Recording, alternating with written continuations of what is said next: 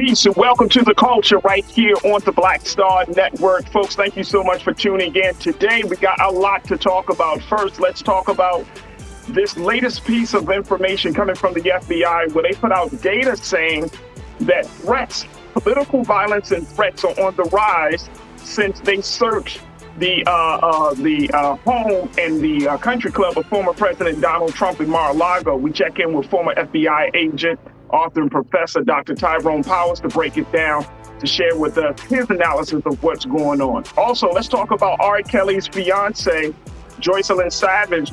The young lady, 26-year-old, has decided to put out a memoir to talk about her experience and announce that she is now pregnant by the R&B singer. Question is, should we read what she has to say? We'll talk about that a little bit. And when words matter, folks, we're going to talk about how the state of New York is deciding to change some of the language around incarceration. My big question is, will it make a difference? I want to hear from you about that. And then later on, Deshaun Watson has apologized. Well, sort of. I'm going to share with you what the NFL quarterback has to say about all that he has done and what the NFL is expecting to hoping to see come out of this situation around him and those sexual abuse claims. So we'll have that and a whole lot more. Stay with us. It's all happening on today's edition of The Culture right here on the Black Star Network. Let's go.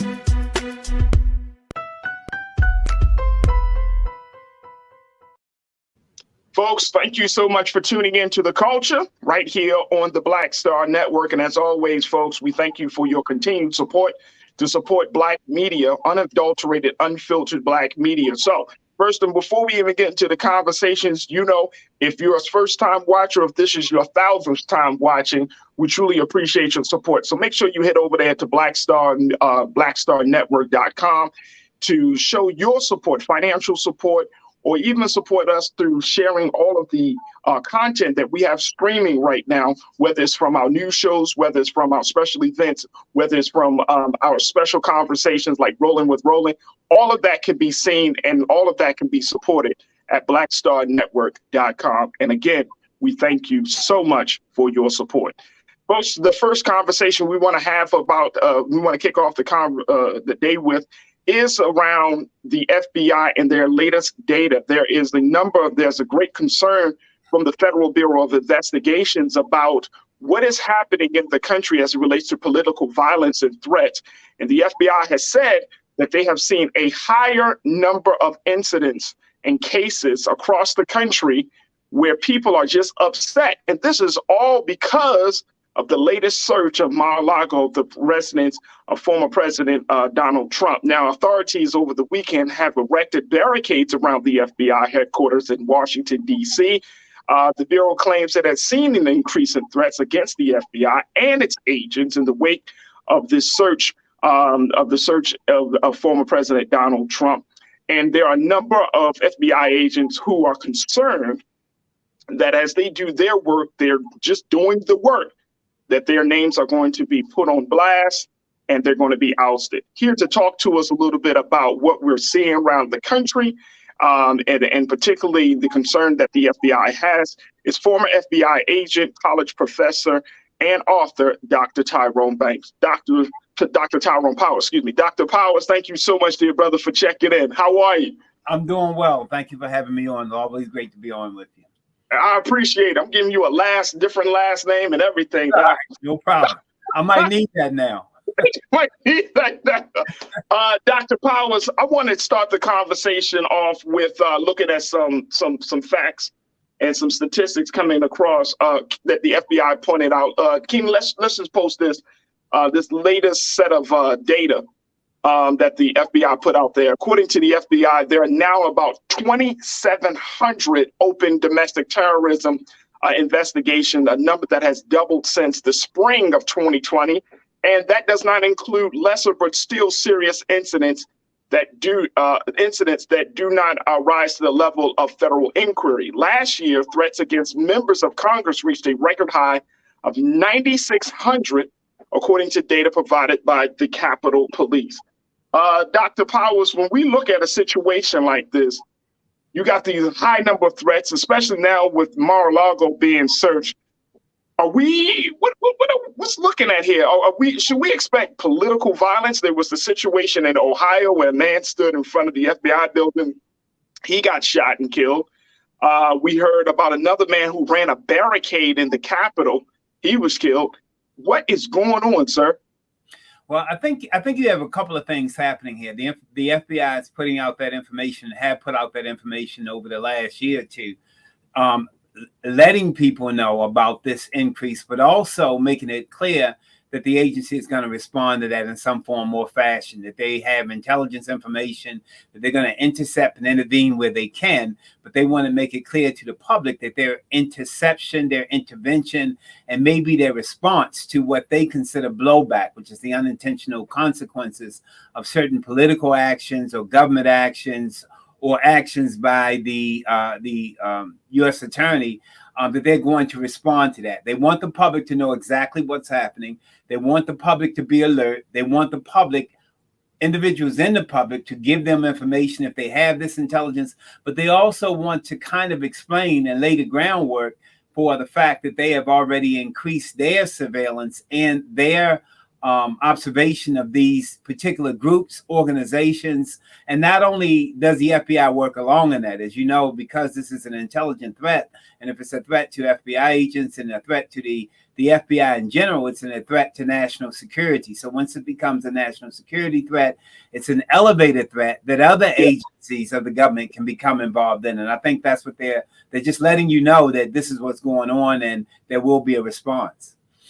So when we talk about response, and I know the bigger question always is, and of course you know this, Doc, that if Black people were doing these things, that it would be a situation that would be crushed immediately. But because we're seeing, angry white males who feel some sort of way about the treatment of Donald Trump from the federal government, it's kind of continued to kind of be this long-standing situation. What's your take on that part of the conversation? Well, two parts to that. First of all, this threat that we're talking about, this domestic terrorism threat, domestic violence threat, is integrated. In other words, it's not, it's integrated. There's individuals in the government. If you've heard some of the response from even some politicians, they're in their language kind of advocating some kind of rebellion, maybe not a physical or violent rebellion, but some kind of rebellion. So this is an integrated threat where you're not talking about a group or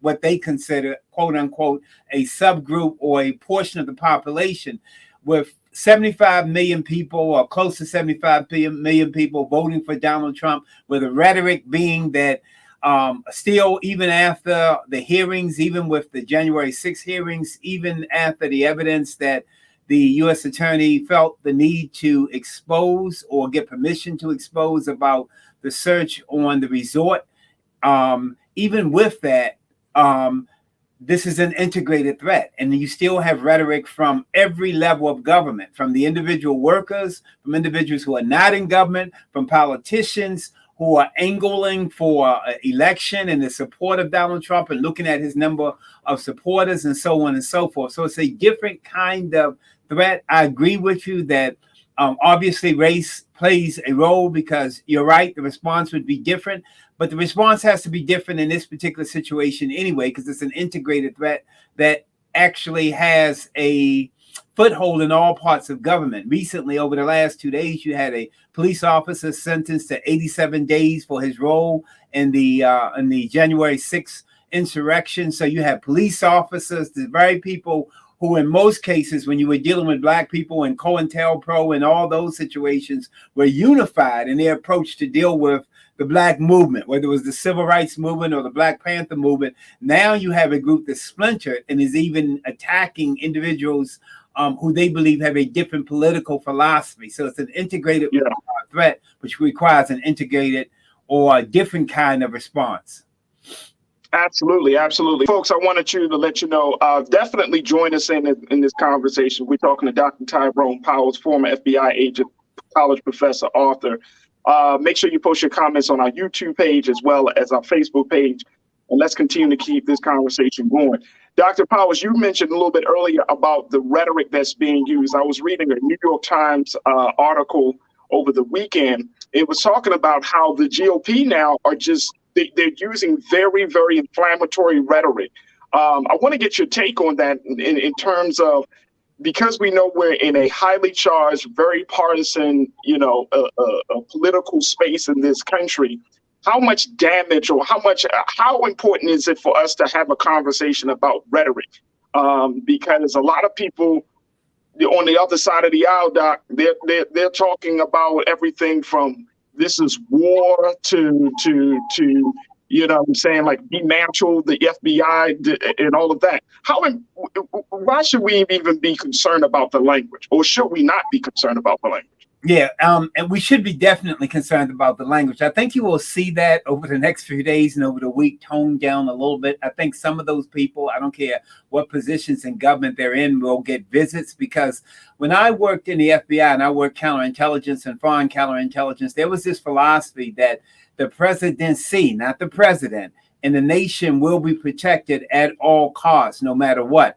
And there's a part of the government that is willing to do that. So if the rhetoric began to lead to FBI agents being attacked, if the rhetoric, and it did immediately following a search on President, former President Trump's resort, if the language and the rhetoric was up to a point where it was causing these particular attacks, those individuals, even if they're politicians, even if they're in high places and high positions, will get visits, not necessarily just from FBI agents, but from other individuals in the intelligence community. Again, remember that search that took place on the resort was a combination of information from a number of agencies. Even though the FBI carried it out, the intelligence information came from the Defense Intelligence Agency, it came from the Central Intelligence Agency, it came from a number of intelligence agencies saying to go make this move right now. We're not thinking about prosecution. You can worry about prosecution and putting the case together, but the information that may be contained in this information at Trump's location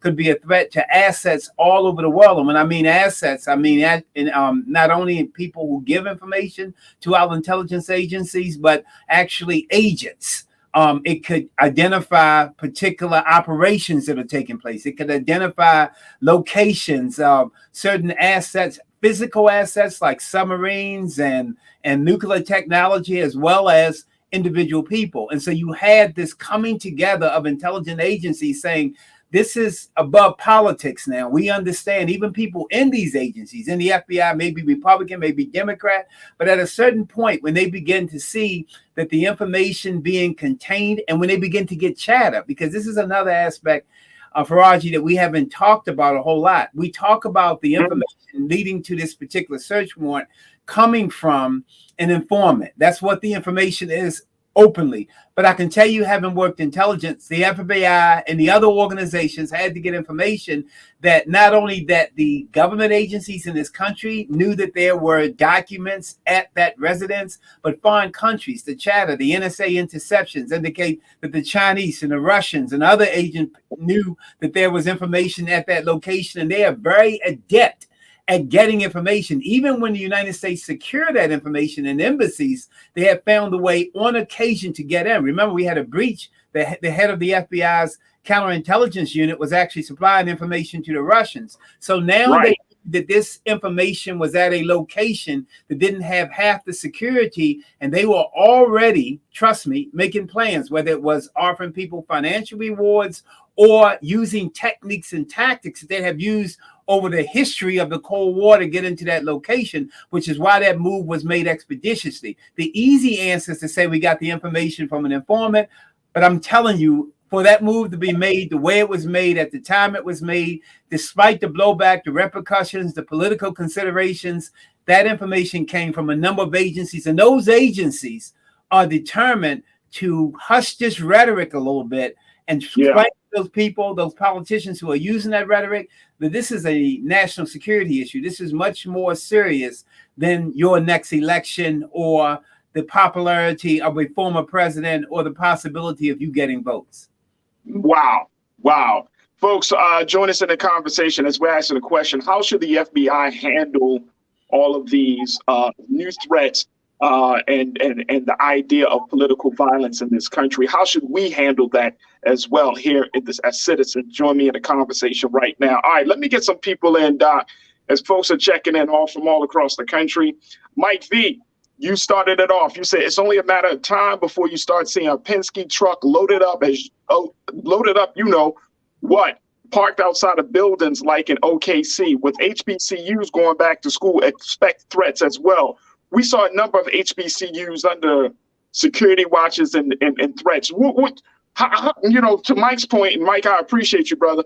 To Mike's point, do you expect that as folks getting back to school in a couple of weeks, Doc, that now some of our institutions, especially within the Black community, will be served as targets?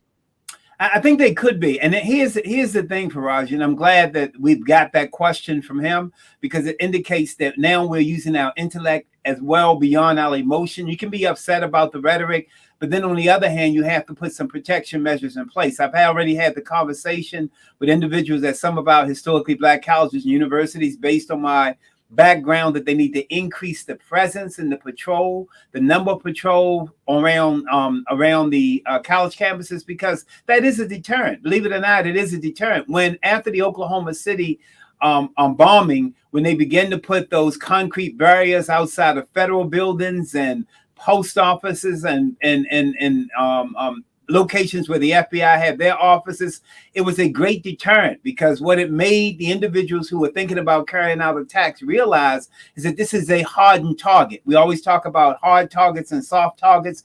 You can't make a target completely hard, a public target, but you can harden a target. And those individuals who are anticipating taking some kind of action, let's say you have some outliner who's thinking about taking some kind of action, they are deterred by consequences and hardened targets. So I'm glad we're making that observation. That shows the significance of your particular program, that we're using our intellect not only to identify the problem, to hear the rhetoric, but also to offer solutions and to put that solution out there to the individuals who can do something about it.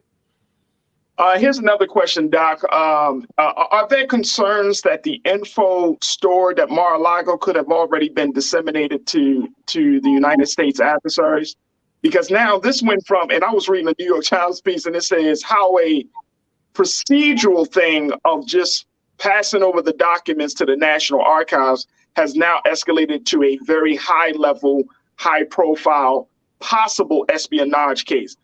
So what are you hearing about the concern about that? This nuclear information could be already passed on.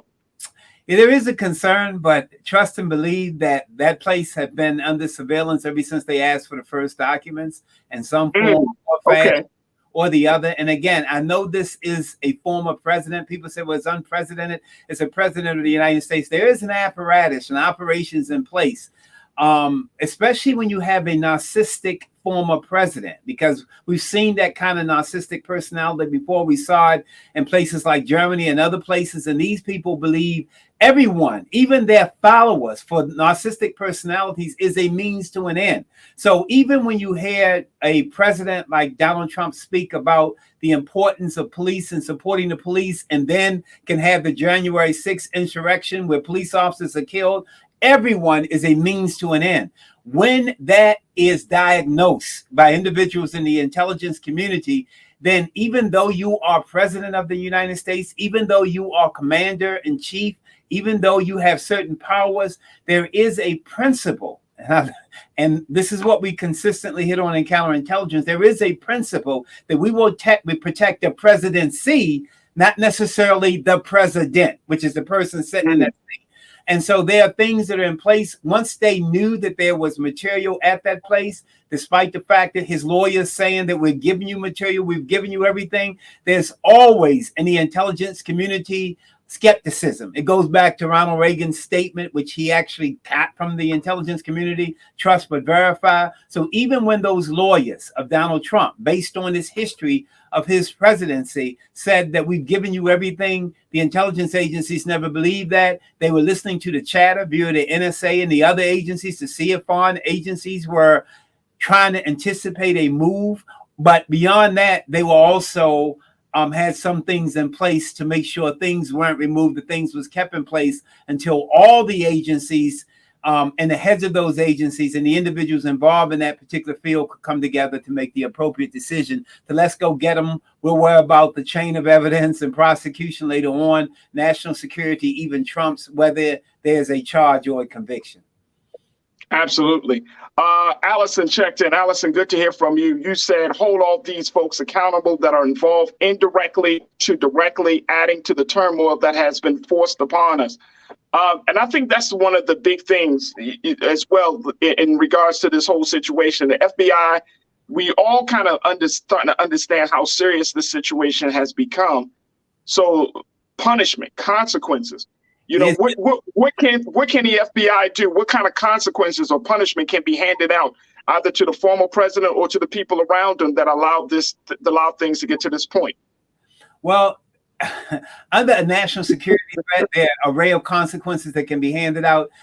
The reality of the matter is, and I'm glad we're having this conversation, the likelihood of a prosecution of a former president is unlikely. First of all, let's say, hypothetically speaking, that you would charge Donald Trump with something. His lawyers would immediately ask for discovery material, which would be the 11 boxes that were taken out of there, because they will say we can only show that these boxes were not a threat if we are allowed to present them in court. And because they are national security secrets, they can't be presented in court. So his lawyers will come back and argue, well, we can't have a fair trial if we can't present the evidence that are being used against us to make up this particular charge. So prosecution probably was not the major goal of the U.S. attorney, prosecution for this particular violation, because he understands how difficult it would be in the procedural part of our courts unless there is a secret trial of a setting of a former president. So that would be difficult. So the priority became getting the material more so than a prosecution. There may be prosecution on other charges, but a prosecution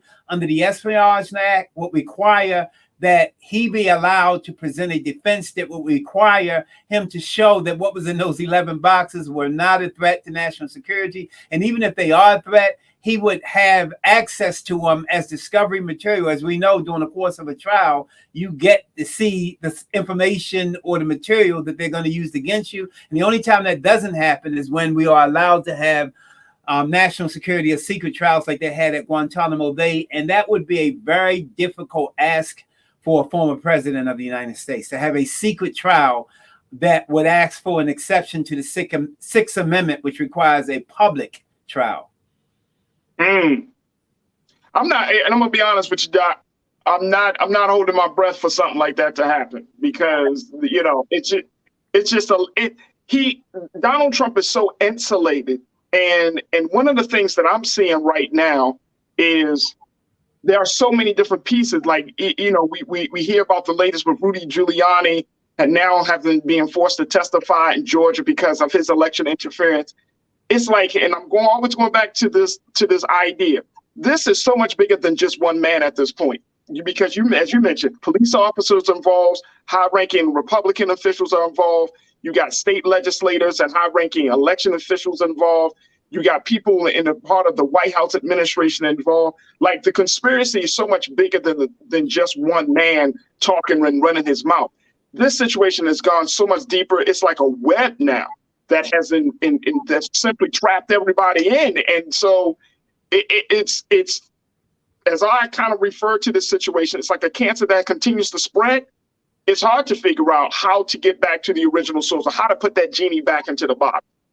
Well, let me just say this to you. There is a principle that the national security of the United States is going to be protected no matter what. And there are people who will take advantage of what they see as chaos in the United States. And then there are agencies that say, and this is not chaos, we will deal with this in one form or fashion or another. And they will put somehow the genie back in the bottle. It will not be, but what it is a revelation that the genie was already out of the bottle. For example, all those integrated pieces that you just talked about, the FBI, the local police departments, the intelligence agencies, at one time, all of them was in the alignment against the Black community, doing COINTELPRO, doing the Black Power. Right. Now they're kind of divided. I was going to ask you that. Yep. Now they're kind of divided. So it's a different scenario because they were in alignment. And now, you know, the ironic part is over the last few days and doing different news outlets, you even have Black people in a position to argue for the FBI, which is ironic in and of itself, which doesn't mean it isn't right at this particular time. But considering the history of COINTELPRO, considering the history of the planned assassinations and the division and the destruction of the Black Panther Party for self-defense, the poisoning of the food for the Breakfast for Children program, the attempted assassinations and instigation of assassinations and division that have happened across this nation, the very people who were the target of that are now in a way in this awkward position of trying to say, leave the FBI alone, which is an awkward to be in. But it's understandable. It's awkward. It's understandable, which is why a program like yours is so important, so that we can kind of say they're not necessarily contradictory. They're ironic. It's ironic, but it's not contradictory. And we have to weed this out because there is a threat to the nation now. There is a threat even to our community now in the middle of this chaos that doesn't dissipate or go away because there is a divided house in terms of politics. But it's an ironic, and this kind of analysis is necessary. And again, like I said before, and I think you said it even clearly, you know, there may be some prosecution of Donald Trump on financial issues. There may be some prosecutions that take place in different states, but a national security prosecution is a little different. There may be prosecution for individuals who were involved in the insurrection on January the 6th, but to prosecute a president, even if you believe he helped instigate that, requires a lot more evidence, a very long, drawn-out discovery and trial process. And if you are talking about, to use your language, putting the genie back in the bottle, what you will do is prolong that. And so there will be some strategic decisions that will be made with intellect rather than emotion. And I think that's what has to be done. And I think that's what we have to do as a community as we speak to these issues, use our intellect as well as our emotions. We can't get away from our emotions, but use our intellect to say what is likely to happen, what strategic things we need to put in place as we observe this, not just get angry, because while anger is an emotion, it's not a solution. Sadness is an emotion, but it's not a solution. So what strategic things do we need to put in place to make sure we are safe? One, the first person to send in a comment, talk about enhancing security on historically Black colleges and universities. Those are the kind of solutions we should be coming up with, even as we observe this chaos, because that's a great point. Solutions. That's an excellent point. And you know, I'm glad that you talked about the two-ness, as Frantz Fanon puts it, the two-ness that this situation put Black people, because I have been seeing it myself, Dr. Powers, where Black people, I mean, you know, even me, I have to just be like, okay, am I defending the FBI? Because the FBI has done some crazy shit to Black people, or, or you know, like what are we defending? And I think, just to be clear, it's defending some sense of order. No doubt. And I think there's nothing wrong with that. I think that what it does is says that we are at a point in our intellectual development now where we can talk about, you know, Malcolm X said we shouldn't be so blind by patriotism that we can't call. He said wrong is wrong no matter who does it or who says it. So we should be able to pull out the wrong from the right, despite that particular history, and not forgetting that history. We can never forget it, because, to be quite frank with you, some of those operations continue to this day. We can never forget that, but we are allowed at this point and are capable of having an intellectual conversation that says this is wrong, these attacks are wrong, what the former president did is wrong, and what the FBI did is wrong. And it's not a contradictory statement, even though we can acknowledge how ironic it is. And it even shows a sense of justice and fairness with us, where we can discern right from wrong, not organization from organization and individual from individual. We can say if your behavior is wrong, it's just wrong. Like you often talked about on this particular program. You know, if you got murders all over this country where black people are killing black people, that's wrong. I can say that's wrong, even though I try to help youth change the direction, change it. But I've got to point out the fact that it's wrong to kill and rape and rob. And it's not contradictory to be able to point out those differences, those distinctions. Excellent point. I got 30 seconds. I want to just pick your brain on this, Dr. Power. If we look at how this is going to play out, you mentioned that this is much bigger than elections, but how can Republicans be able to say that they are the party of law and order and then discredit the institutions of law and order? Then you're going back into the election to say, yeah, we're going to do policies rooted in law and order. How does that play out on in the political space as we look at this year's elections and then going into 24? How are they going to get out of that hole that they're digging themselves in?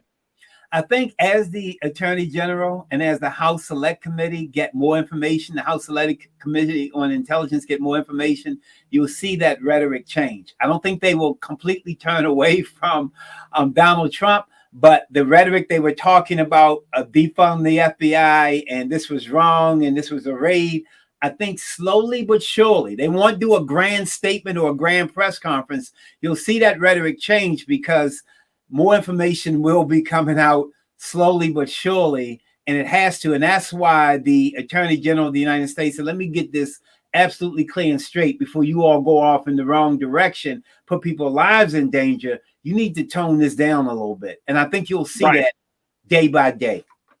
Absolutely. Dr. Tyrone Powers, who is a former FBI agent. He's an author and a college professor. Doc, you cracked some atoms today, and I truly appreciate you, dear brother. We got to certainly get you back on. I appreciate you. Thank you, Doc. Take care. Folks, wow, man, oh man. All right, look, we're going to take a quick pause. When we come back, let's shift gears. R. Kelly's trial has started, where they started to look for juries, for folks to serve on the jury. I want to talk about a different element of his case, which is the element of the young lady, the 26-year-old who met R. Kelly when she was a young woman, a younger woman, and how now she's decided to put out a memoir to talk about her experience with the disgraced R&B singer, and more, to say that she has been impregnated by him. We're going to get into that conversation. We're going to bring in our Culture crew member, Jules P., and I want to hear from you. Stay with us. That conversation is coming up next here on The Culture, right here on the Black Star Network. We'll be back.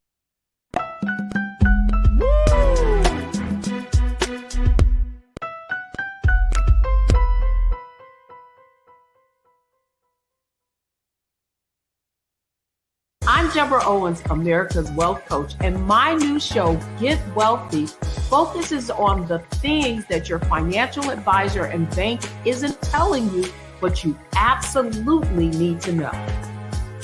So watch Get Wealthy on the Black Star Network.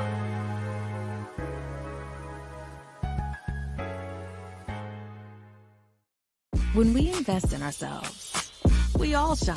Together, we are Black beyond measure. Hi, I'm Dr. Jackie Hood Martin, and I have a question for you. Ever feel as if your life is teetering and the weight and pressure of the world is consistently on your shoulders? Well, let me tell you, living a balanced life isn't easy. Join me each Tuesday on Black Star Network for A Balanced Life with Dr. Jackie. We'll laugh together, cry together, pull ourselves together, and cheer each other on. So join me for new shows each Tuesday on Black Star Network, A Balanced Life with Dr. Jackie.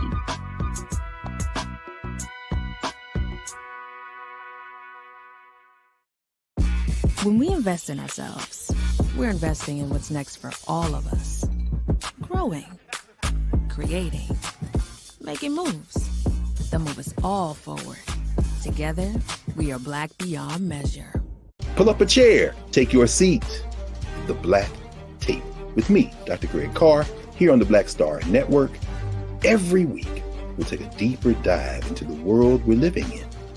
Join the conversation only on the Black Star Network.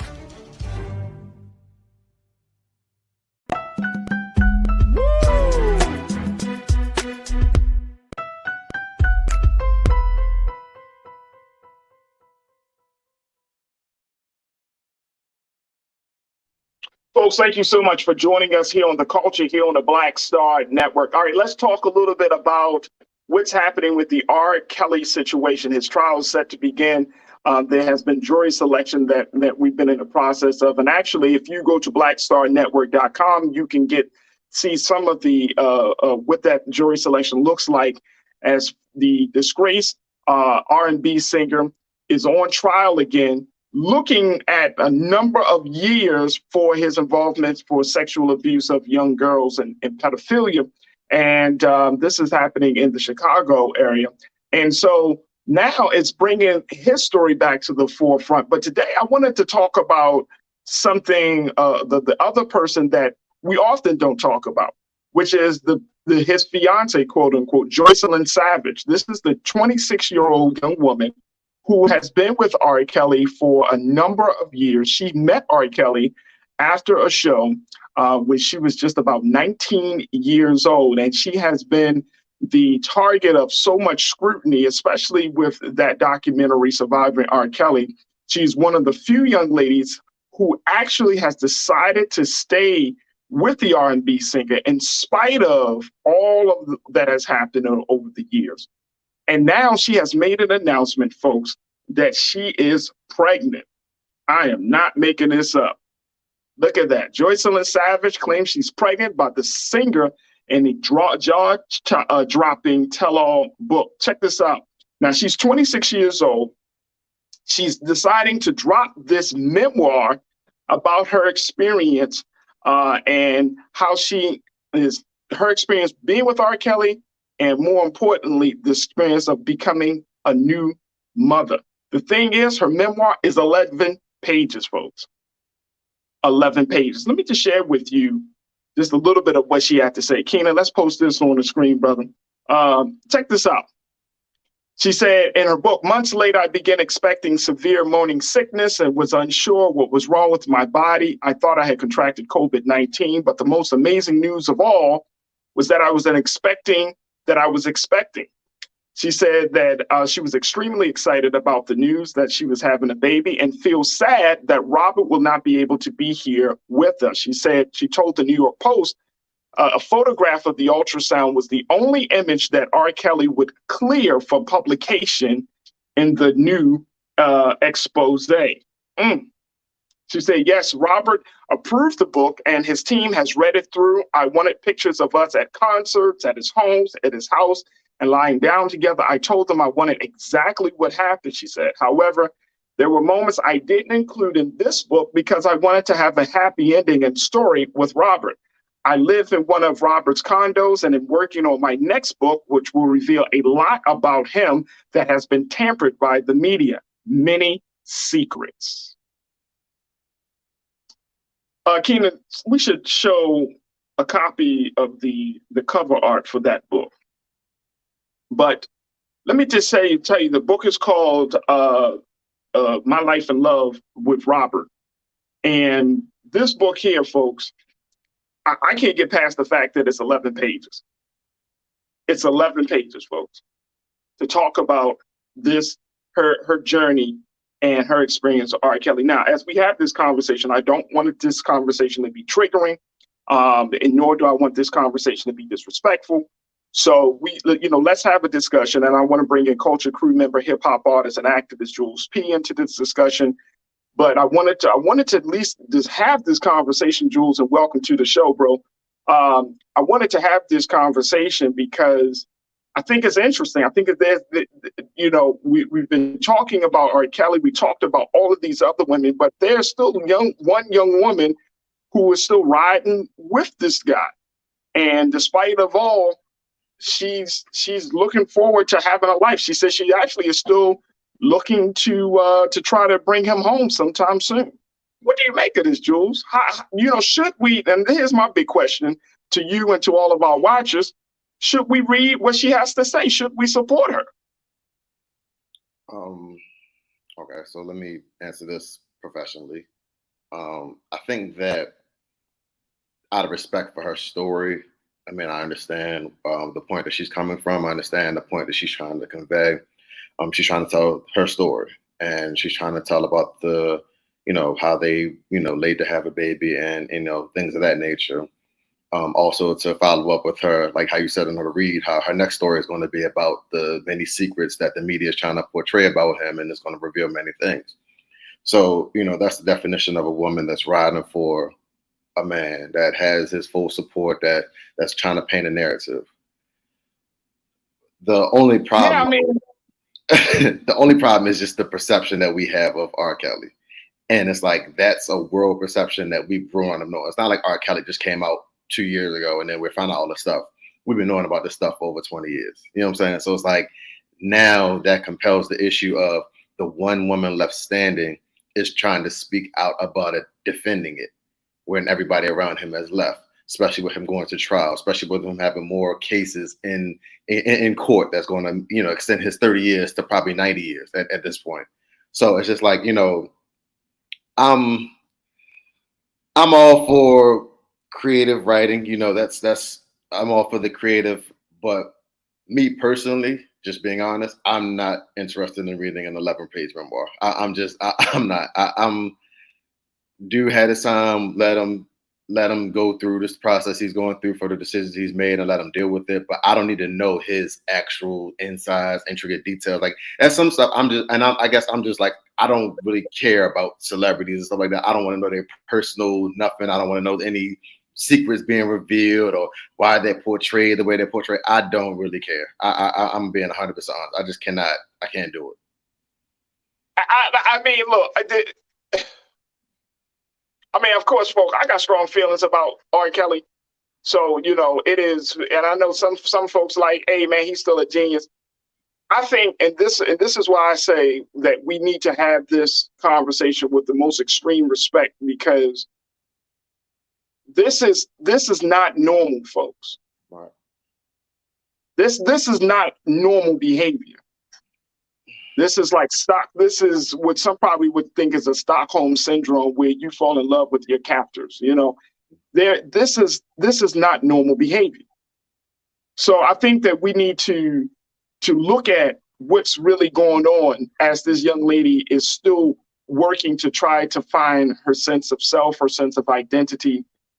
You know what I mean? This is not normal. This is not a natural situation. This was a man who we know, without shadow of doubt, who has an issue, a real problem, an internal problem of coercing, abusing, misusing, some points of brainwashing young girls to be with him. One of the things that Joycelyn really, and this is something that she kind of put out in this New York Times post, New York Times interview, was when she talked about the fact that when she first met R. Kelly, and I think she was like 18 or 19 years old, she made the point that people in R. Kelly's camp saw her because she really was attracted to the fact that she wanted to build with him, connect with him on her music. She wanted to be a singer. And people around R. Kelly had likened her to Aaliyah.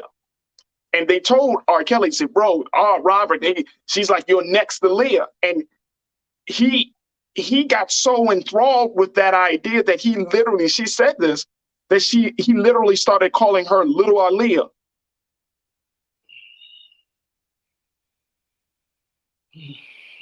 Now, y'all remember the story that he married Aaliyah when she was 15. You know what I mean?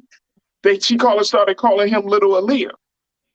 She said she was uncomfortable with that, but because he often threw money in her face, he often talked about advancing her music career, she didn't say anything and went along with it. Folks, this is not normal. This is not healthy. This is not healthy behavior. When he took her away from her home, she was going to school. He said, "You don't need school. I'm going to grant you a music career like you never had." He made these promises to her. She was already enrolled in classes. I mean, I think Jules, her story is so. It sounds like so many other stories of girls who get involved with guys who get caught up in sex traffic, human traffic. And her story is so like so many other girls who are so influenced by the outer trappings of a man, of an older man, that they get sucked into this other situation with this older man that they can't get out of. It's very sad. I get that too. And then that's also going for the women who are not speaking out. You know what I'm saying? So it's like that's where I kind of lie, because it's like there's not just her that's been a victim of him. So let's not paint the picture as just because she's speaking out that now we have to cater to her and hear the stories, because there's stories that from other women that we don't even know about, or they're not even comfortable to talk about. I don't want it to be a situation where you're just using it at this moment now to capitalize because it's a trial. Like that's where I'm getting like, okay, now you see the iron is hot. Now let me strike and try to monetize off of my personal situation instead of actually living my personal situation, if that makes sense. There's ways to, and I'm not here to tell anybody how to live or how to do anything, because that's just not how I am. But there's also ways that I recognize it's kind of ironic, the timing of things, especially with a pregnancy, especially with the trial, then especially with then you're already teasing another book coming after that. So like now there's a monetization process going on based off of why the iron is hot, instead of actually you living your real true story. I feel like there's now a need to say, hey, everything he's promised me is now, gone down the drain. He's going on trial. The money is running out and blah, blah, blah. And it's like, now the pressure's on. I'm back into a corner where I threw my life away for you. I threw my college education and dreams away for you. And now. But she's still she's not giving us any indication, bro, that she is going to be walking away from this guy. She said Robert is happy about the pregnancy. He's looking forward to it. And wait, very quickly, I want people to see the cover art. Keena, let's show that cover art for her book here. Take a look at here, folks. Love and Joy of Robert. Folks, this is not natural. I don't want you to walk away from this conversation. And I'm asking you, will you read it? That's the big question that we have. Will you read it? This is not natural. Hey, look, let's get to some of the comments very quickly. Rashida, guess you checked in. You said, Farajii, no, don't support this book. She is a misguided woman trying to get some money. Jules, to your point, you said that. He needs to go away and do his time, and she needs to go off with him. Wow. Karina, thank you so much, Rashida. I always appreciate you hearing for what you got to say. Karina, I know you got something to say. You said, oh, I can't separate the music from the monster. In regards to the fiance, she needs divine intervention. She needs some help. Karina, I'm with you. Like you said, it's not normal. This is it's not normal. This is not normal. This is not cute. This is not normal. This is not healthy. This is not normal. This is not empowering. This is not normal. Karina, to your point, thank you so much. I am with you. Sophia, always good to hear from you, sis. You checked in and said, Farajii, we went from talking about Trump taking confidential documents to R. Kelly. It actually sounds like America, right? Yeah, that's real. That's news. That's news. Hey, look, we got to report it. We got to talk about it, though, right? Like, you can't run away from it. Like, this is America.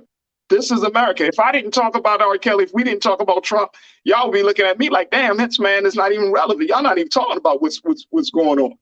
This is what's going on. So, yeah, there always got to be a reminder of the craziness and foolishness and madness of this country. And it's because that's part of the culture. That's the problem. That's part of the culture. It's natural. It's national news. It's not just some swept under the rug story going on in your local neighborhood. This is national news. Look, let's keep it real, folks.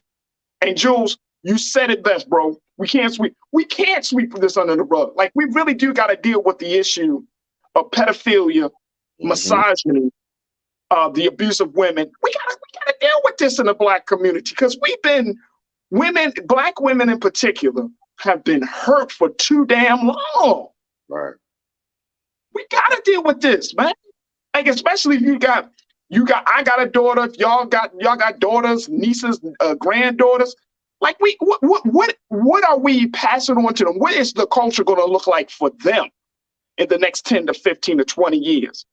You know what I'm saying? When my daughter turns 13, 15 years old, 19 years old, God forbid she come across a joker like R. Kelly. I don't play, bro. You know what I'm saying? Like, I just hope and pray she doesn't, or no one else's daughter. Like, we gotta root this out of the neighbor. We gotta root this out of the culture. Like, this is okay. This is not okay. Bro, I'm sending mine to college in a week. Actually, in a week, next week, I'm sending mine to college. My daughter's going to college. I don't play. I don't like. Bro, nah. and look, on the college campuses, and some of these college campuses are breeding grounds for this type of activity. You meet these nice guys, older guys, they come on the college campuses, they drive up in these nice cars, they offer money, they offer a lot of promises. And here's the thing, folks, if your daughter, niece, granddaughter isn't strong in her head, right in her spirit, then she might be influenced by it. If she don't know the game, and I'm sure you talk to your girlfriend's daughter, just like, hey, here's the game about these dudes. Here's what you need to work for. You know what I'm saying? I'm going to have that conversation. If we don't empower young girls, then they're going to make poor decisions when they become women. And you also, like, the thing I try to put into the mindset too is also, you can't prevent like certain things from happening. There's like life happens. I'm not talking about like just in particular situations. Life happens.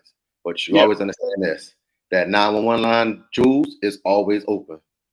Anytime you feel like in this situation you're uncomfortable, hit that line. I'll be there in 2 seconds. You ain't got to worry about trying to find help or trying to get out of the situation. I'll be right there. You coming back. I got you.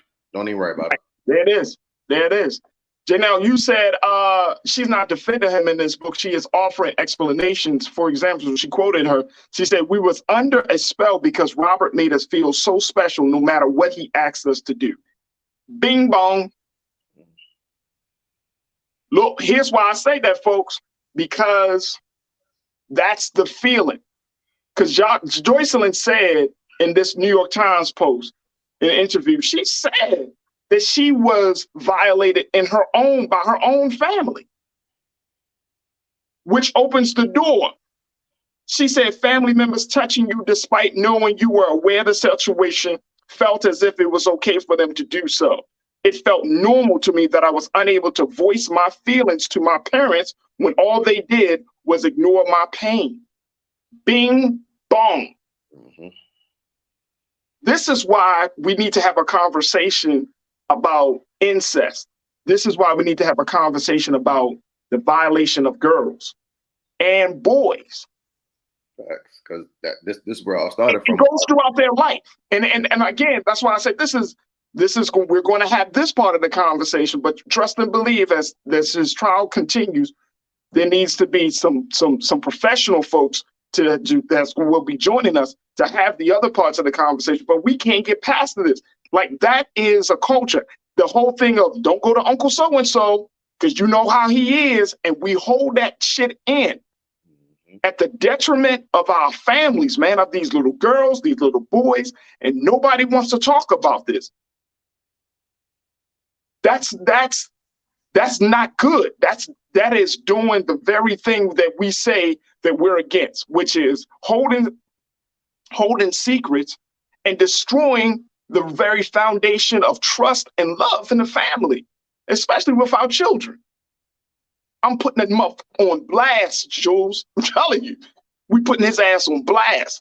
This shouldn't be like, well, just so. This is 2022. Put him up on blast. Mm-hmm.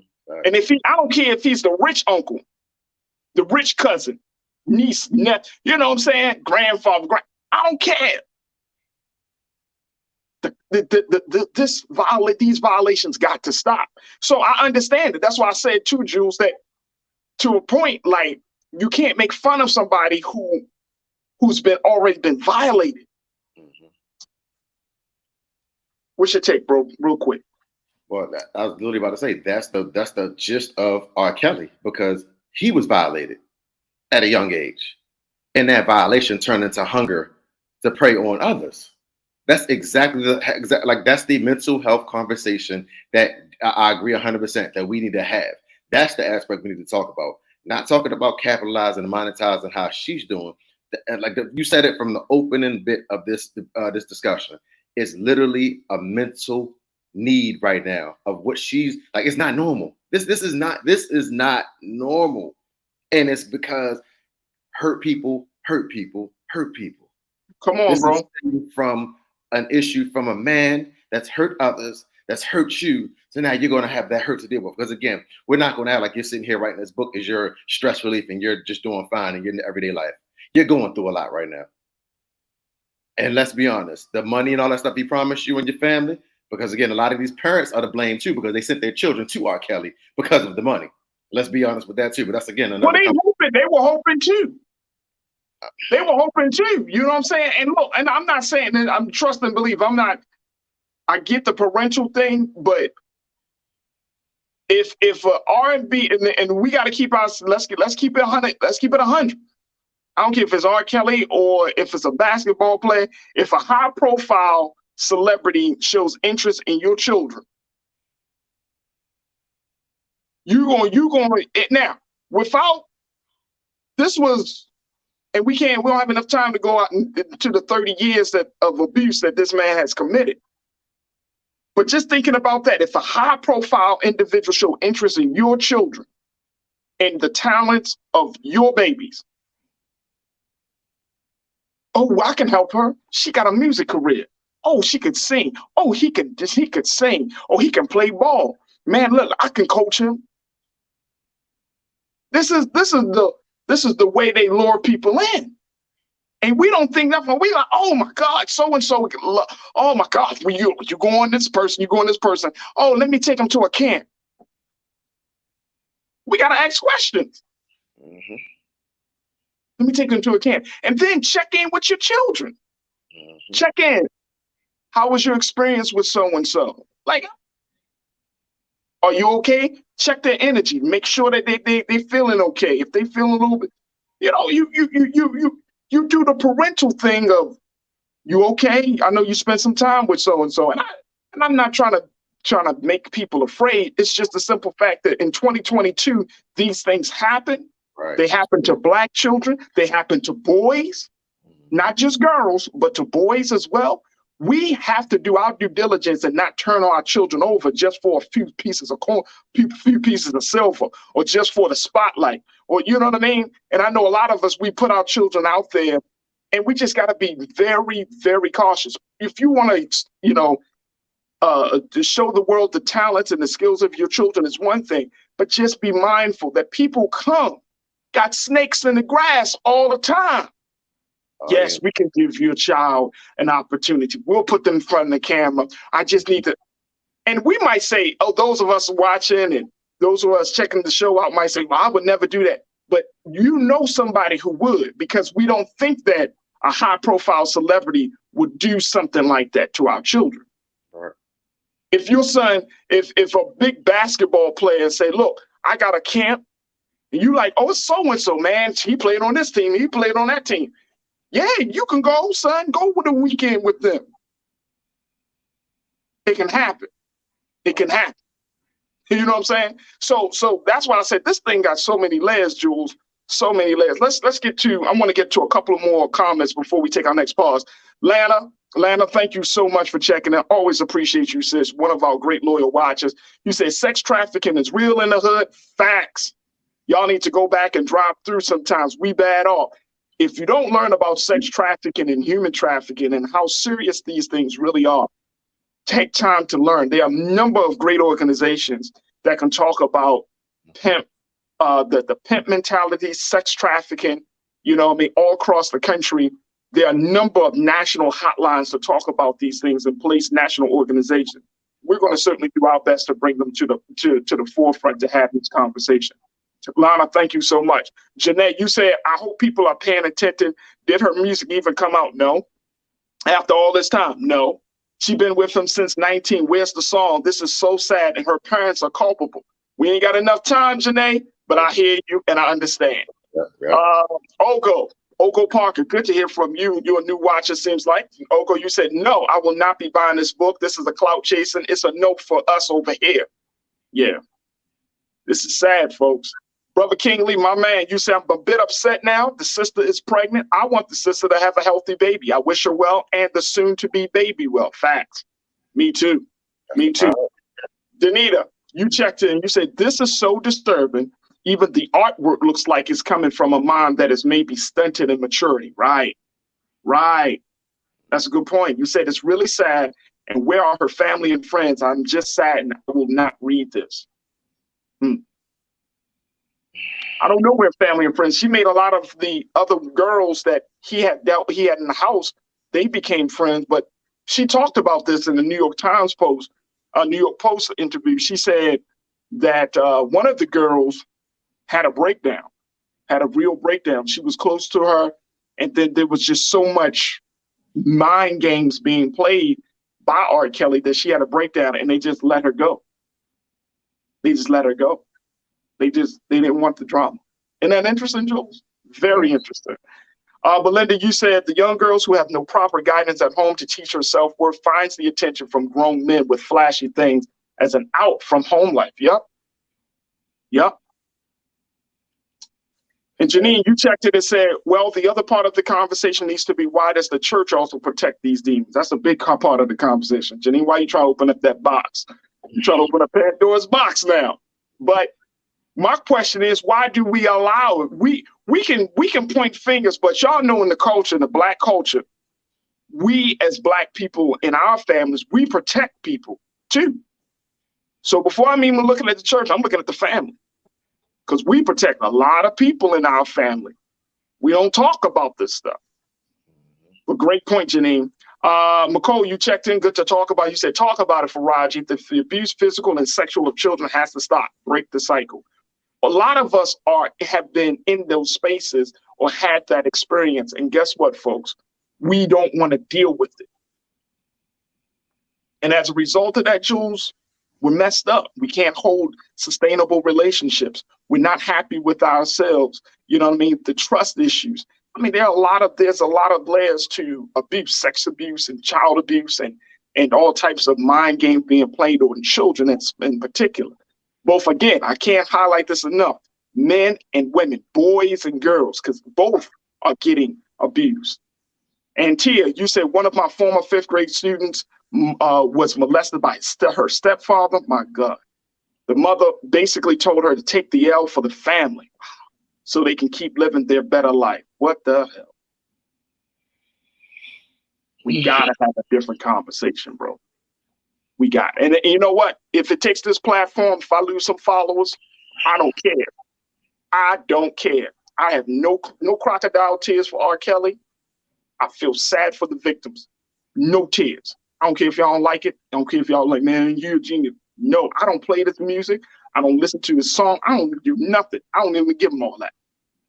No crocodile tears. You should have been. If you know the pain of being in that space, then you need to find some help. You know what your problem is. You need to find some help for that.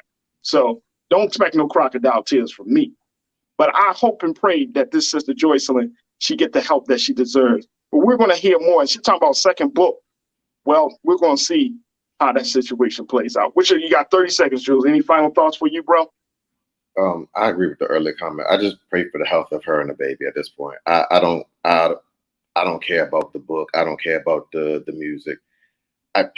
She's about to bring another child. She's about to bring a child into this world. Just let's hope she has the mentorship and the guidance from somebody that's around that can help her, develop as a mother and have a healthy baby and have that baby grow and be a healthy and happy baby. That's all I care about. That's it. That's it. That's it. Folks, again, we'll have more conversations, God willing. We'll bring on some more expert voices, but I at least wanted to have this start with my young brother here, Jules, so we can at least show, and just from you. So many of you have been checking in about this, and I appreciate it, but we got to break the cycle of abuse in our community, and we got to stop creating a culture where it's allowed to happen for so long. Folks, all right, we got to take a quick pause. When we come back, let's talk about words and whether they matter or not, how New York State has decided to change its words around incarceration. My big question is, will it make a difference? Stay with us. And then later, let's talk about Deshaun Watson. Deshaun Watson and the latest developments with his case. Stay with us. It's all coming up on the next hour of The Culture right here on the Black Star Network.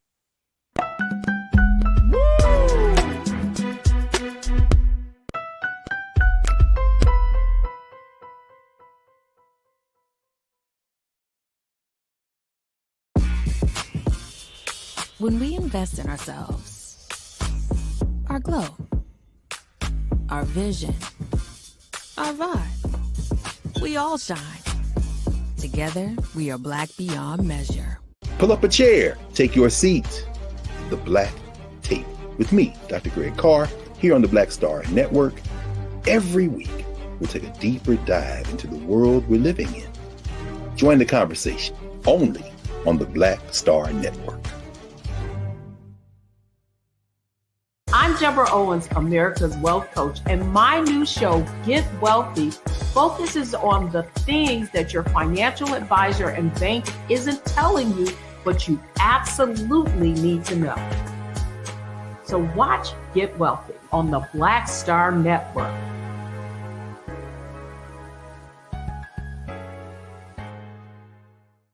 Hi, I'm Dr. Jackie Hood Martin, and I have a question for you. Ever feel as if your life is teetering and the weight and pressure of the world is consistently on your shoulders? Well, let me tell you, living a balanced life isn't easy. Join me each Tuesday on Black Star Network for A Balanced Life with Dr. Jackie.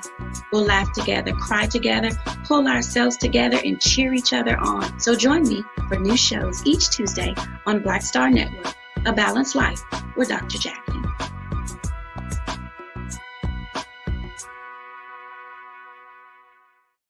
When we invest in ourselves, we all shine. Together, we are black beyond measure.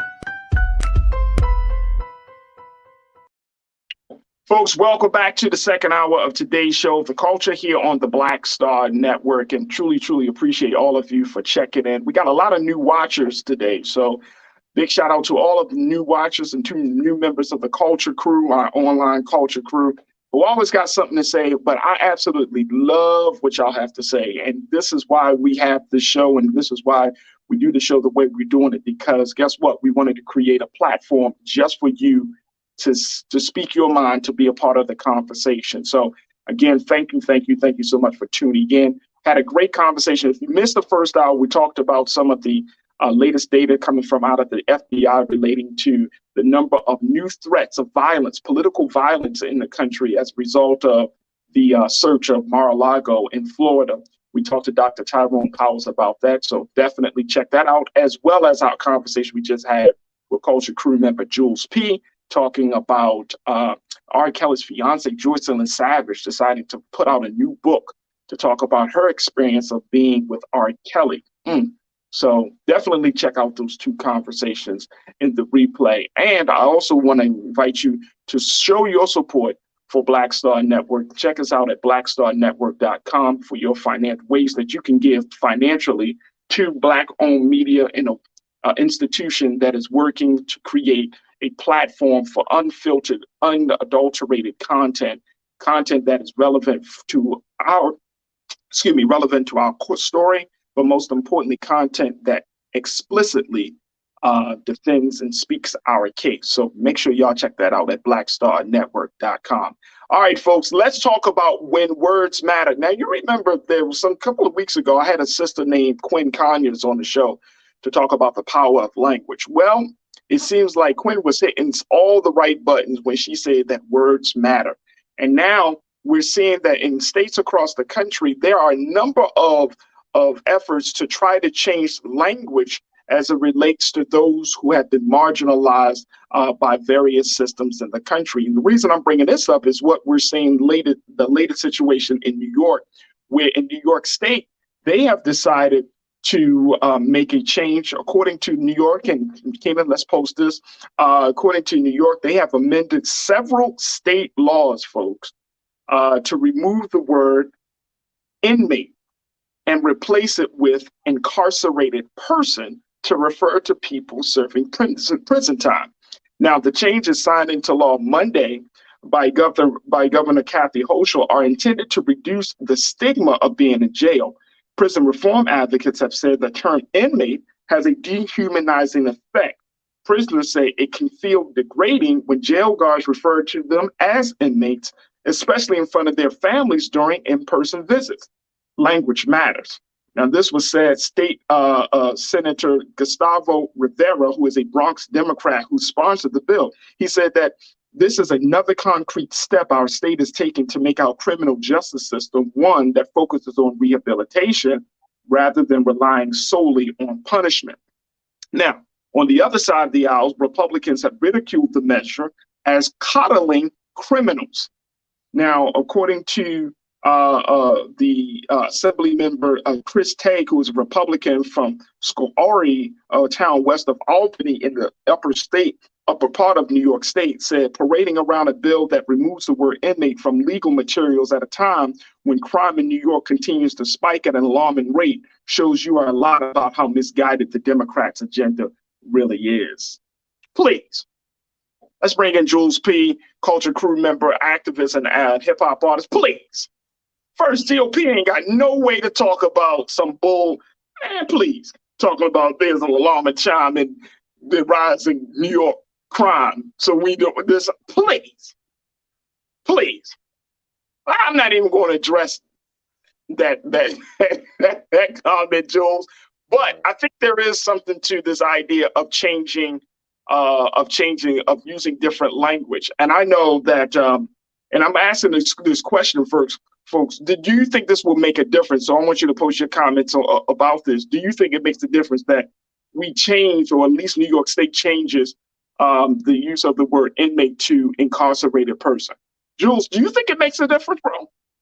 So as you were reading it, I actually had like 4 different thoughts go to my head. And so okay, like, hey, let's break this down to one thought. So the one thought I'm gonna focus on is we're not going to discuss the prisoners who actually, out here committing real crimes and doing the crime. So let's take them out of it, because I don't want it to be like a generalized thing where I'm saying, oh, I'm just taking up for everybody. But in the aspect of, you do have people that are in jail wrongly accused, wrongly sitting in there, and then have to deal with disrespect from, prison guards. And like that statement said, when my family shows up and I'm being called inmate and I'm innocent the whole time, I'm just, instead of me having money to have a lawyer, I had a public defender do my case who don't really care about me. So now I'm landed in this predicament where I'm trying to fight for my freedom to get out of here because I'm truly innocent. So in that aspect, I get it. So what the point that ran through my head is, for the language being changed, I'm optimistic about it. I kind of agree with the idea of, changing the language, calling them, incarcerated person, because not everybody's wrong in jail for wrongfully. Look at all these black people that have been getting released from jail in the last couple of years that have been serving 20-year sentences that were innocent the whole time. So it's like, I'm not even a real prisoner, but yet due to the improper handle of the court system or the racism in the state that I got sent to jail in, I'm now sitting here facing time and trial for something that I did not do, or something I wasn't a part of, or something that they deemed me as associated with, but I had nothing to do with.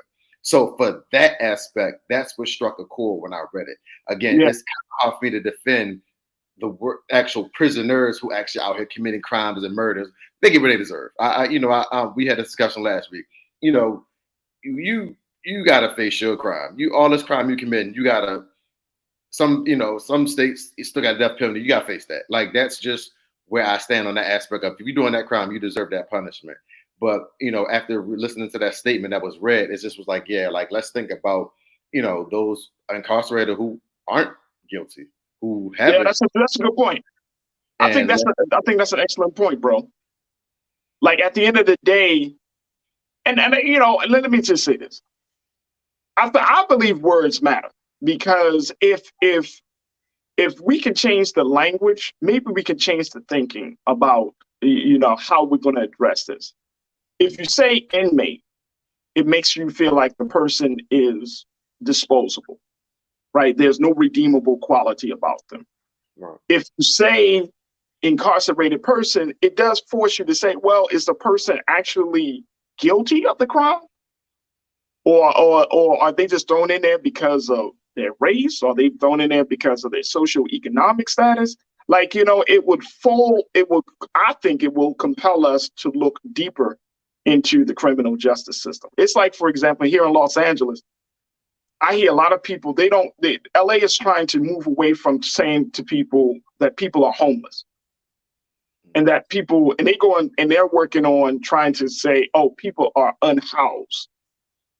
You're just without a home. You know what I mean? Like you don't have a permanent home, but you're unhoused. Right. And that it does make a difference. And I know some people, I've seen some of y'all on the comments are like, does it really, this is a low hanging fruit. But sometimes in a big crisis, or when you have big, issues on the table, sometimes the low hanging fruit gives you enough momentum that you can at least have, okay, let's have a cultural conversation, because you got to shift people's thinking around these issues of incarceration, homelessness, and other things, right? And people are so hell bent on where they stand with these issues that maybe just a change in a word or a language can help to kind of spark some new thought around the larger issue. That's how I'm thinking, Jules. I got one. So maybe I'm going left field. I don't care. The word slave. Right. We're no longer slaves. We say what? Enslaved. People who were enslaved. Yeah. So it's like, when that was a word that had to change, because once Black people were quote unquote freed, I can't still be identified as a slave if I'm free. So your wording had to change how you address me. Now, you might have called me the N-word due to racism, or you might have said that Blacks, or you might have said whatever, but you couldn't call me slave no more, because the whole mindset had changed. The whole way of life has changed. So, and like I said, I know I'm going left field, but that's the power of words. Because when you go to your jobs, Black people that are in the comments, Black people that are viewing and watching, your boss ain't calling you slave. That word, that mindset had to change. Yes, you're a Black person that works, but you're not a slave. So the simple use of a word can change your perception and direction based off of what you accomplished and what you're trying to gain.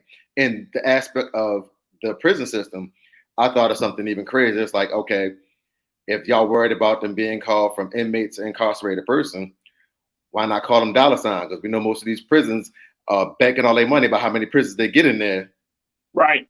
And funding these states. Right. So let's call them dollar signs. But we won't have that conversation. No. No, we need that part of the conversation. All right, let's go to some comments from our watchers and folks. I appreciate y'all for checking in. Davey, my man Davey, you checked in and said, look, no change in people's conditions, not labels. Yeah, I get it. You got to change people's conditions and not worry about the labels. But for some people, words matter. And we can't act like it doesn't, folks.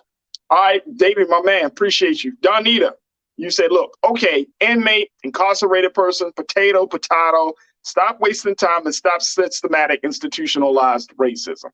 Okay. I feel you there. I do feel you on that one. But I think it's look, you don't want to keep marginalized unless you've been in that situation. Y'all know how important a situation like this really is. It's like if you was in the prison system and you come out, you don't want to be like, yeah, he an inmate, man. Or you know what I'm saying? Like, oh yeah, he a felon. It's because some people don't even put former. They just be like, yeah, he was in prison sometime, so you're a felon. You like, damn, man, like that label sticks with you for the rest of your life. It follows you. It follows you. You know what I mean? So I get what you're saying, and I get the passion behind it, Danita, and I'm right. But like I say, this is such a big issue that I feel like, you know what, maybe we need to change the language to get more people to get engaged with the issue. Maybe that's what it is. Because some of your biggest issues, if y'all think about this and check this out and tell me if I'm wrong or not.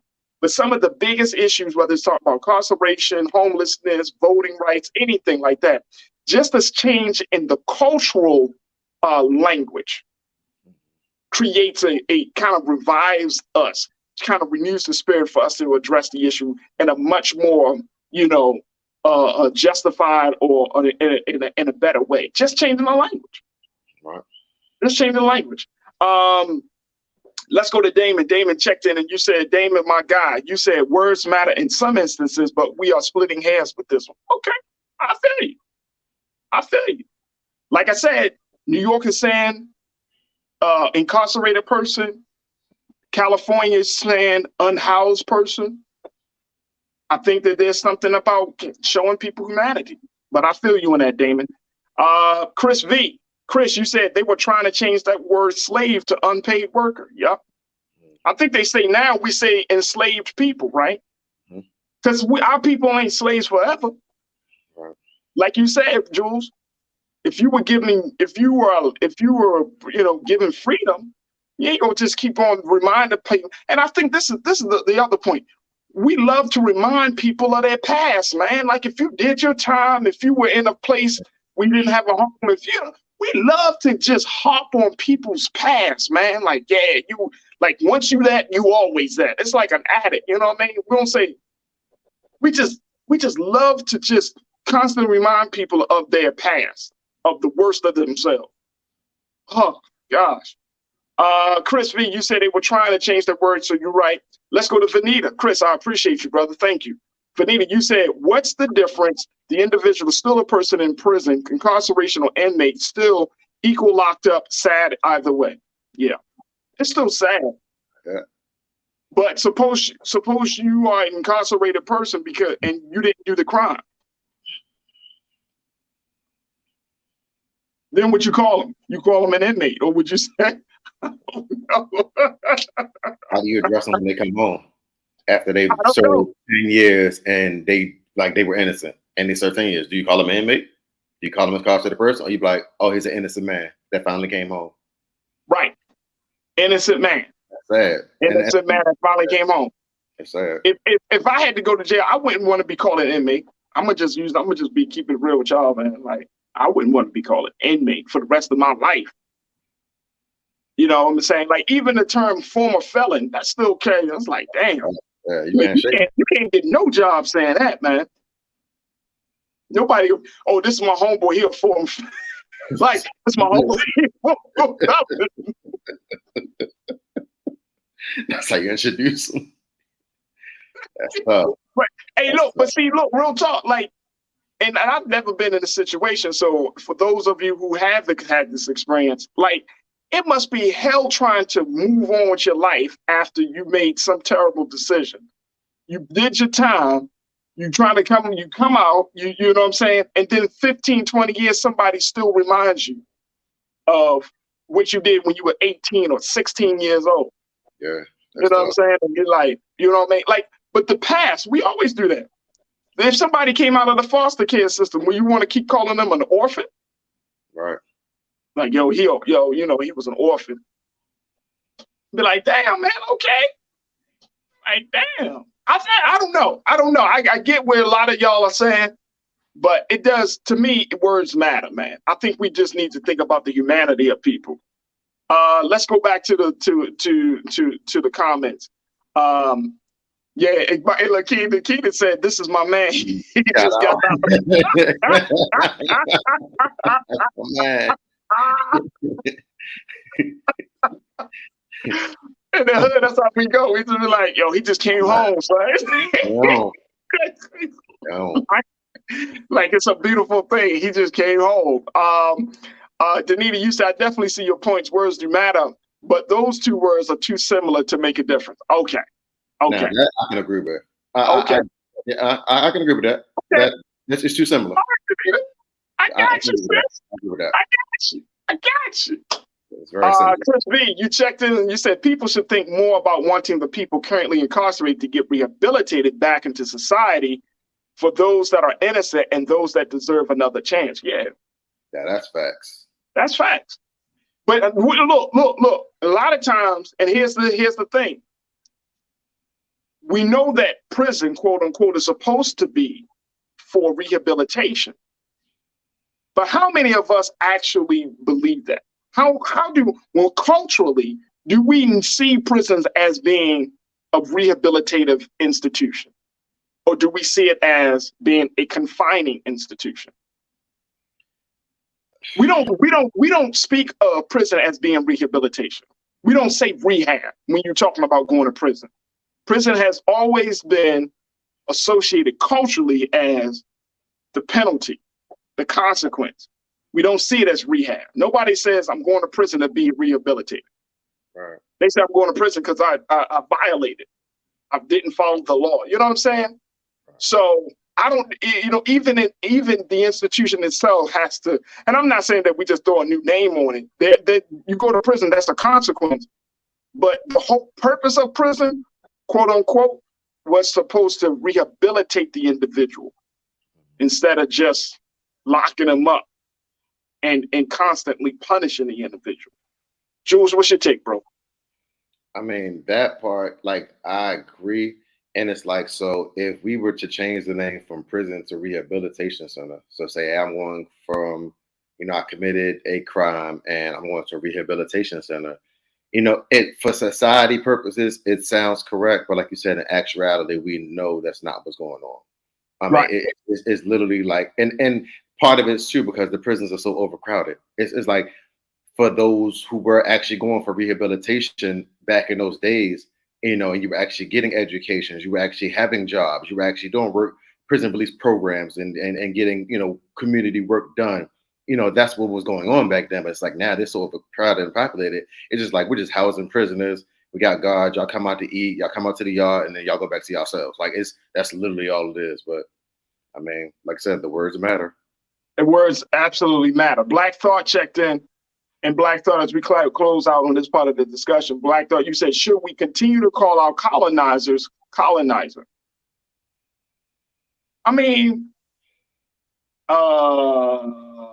yeah.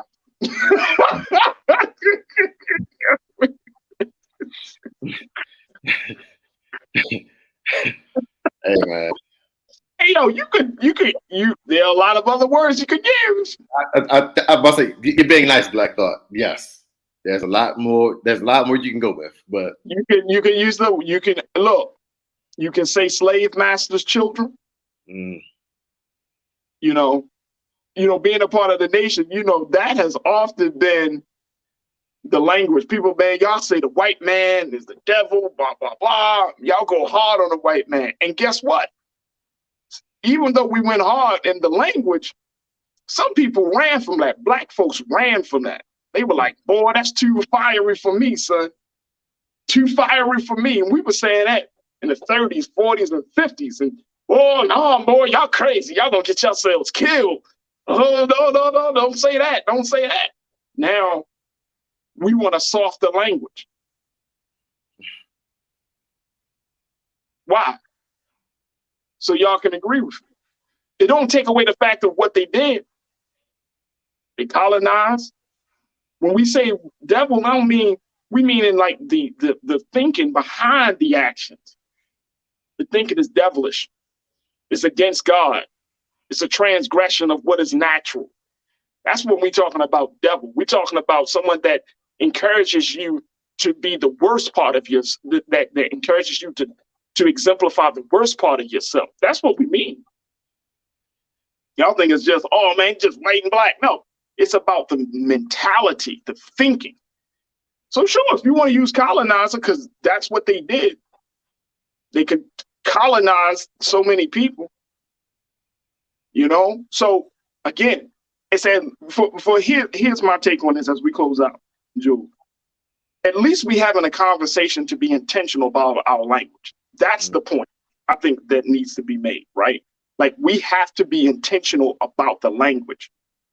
Because once we are intentional about the language, once we start to really say to ourselves, like, yo, let me think about this thing, we get into another school of thought. We're raising our consciousness. Right. So the intentionality is everything for me. Let's just not say things just because, but let's be intentional to describe things for actually what it is. Let's see reality for what it is. And so that's the important part for me. What's important to you, bro? As I sit back, I think that the words matter. And here's what I was gonna say. Like it's basically what grinds my gears. And what grinds my gears the most, and I'm not gonna go into a deep tangent because I know we're trying to get out the segment, but it's like the changes that we're focusing on aren't really necessary based off the treatment of the actual people.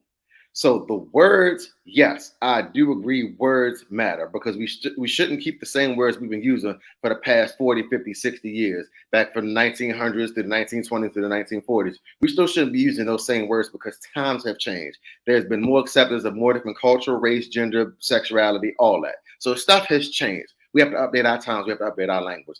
I feel like it shouldn't have to be a law for it. It just should be an update, just because you can't update. There's no law for every single thing that has to be updated and changed and reconciled. It's too much. But for the sake of the actual conditions of our people, whether it's Black people, whether it's Americans, whether it's any culture, the conditions and how we treat people has to change first, so we don't even get into these aspects of why words have to change to begin with. But again, that's a whole nother conversation for a whole nother day. That's absolutely right. Absolutely right. All right, folks, we're going to leave that right there.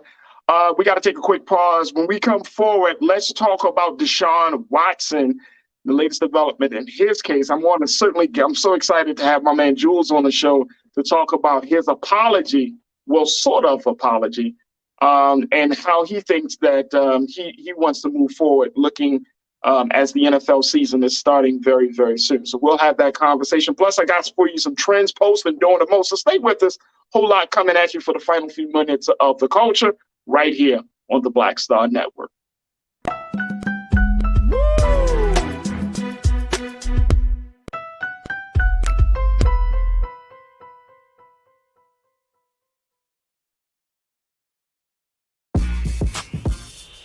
When we invest in ourselves, our glow, our vision, our vibe, we all shine.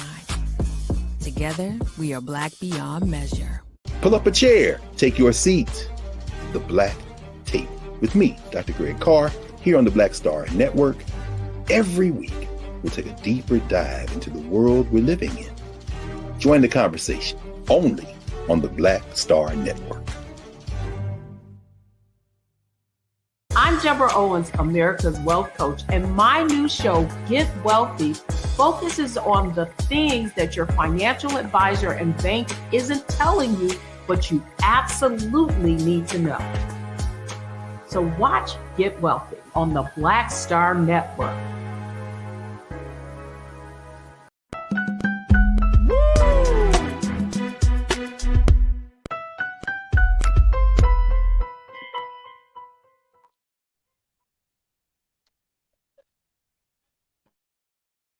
All right, folks, hold on.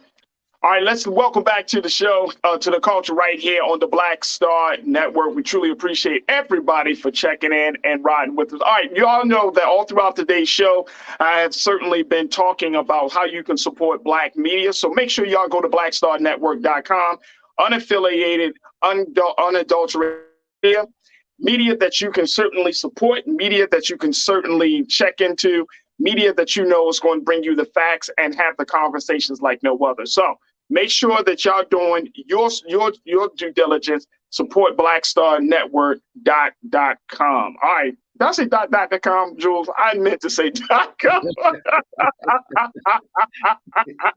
excited right there. All right, folks, let's talk a little bit about the final piece. One of the big conversations that's happening over the sports world.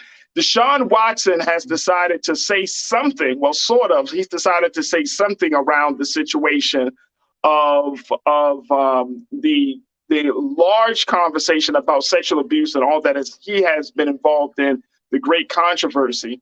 And so I wanted to have a conversation about this, Jules, because he came out and apologized, sort of, kind of, in a way, that I thought was pretty interesting. Look, I'm going to take a quick pause. When we come back, we'll have this conversation. Stay with us. It's the culture right here on the Black Star Network. We'll be right back.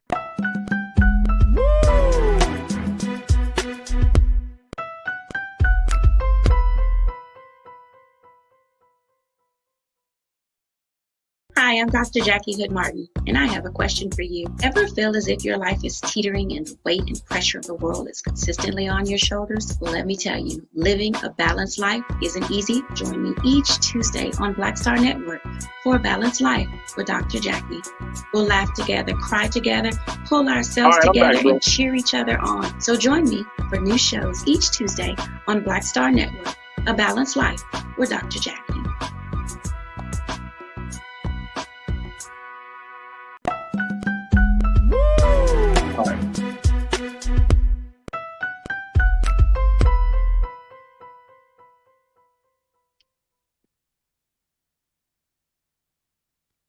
All right, folks, welcome back. We wanted to have our last big conversation around NFL quarterback superstar Deshaun Watson, as there's been the latest developments in his case, how he has now come out in a recent interview to, quote, apologize to all the women that I have impacted in this situation.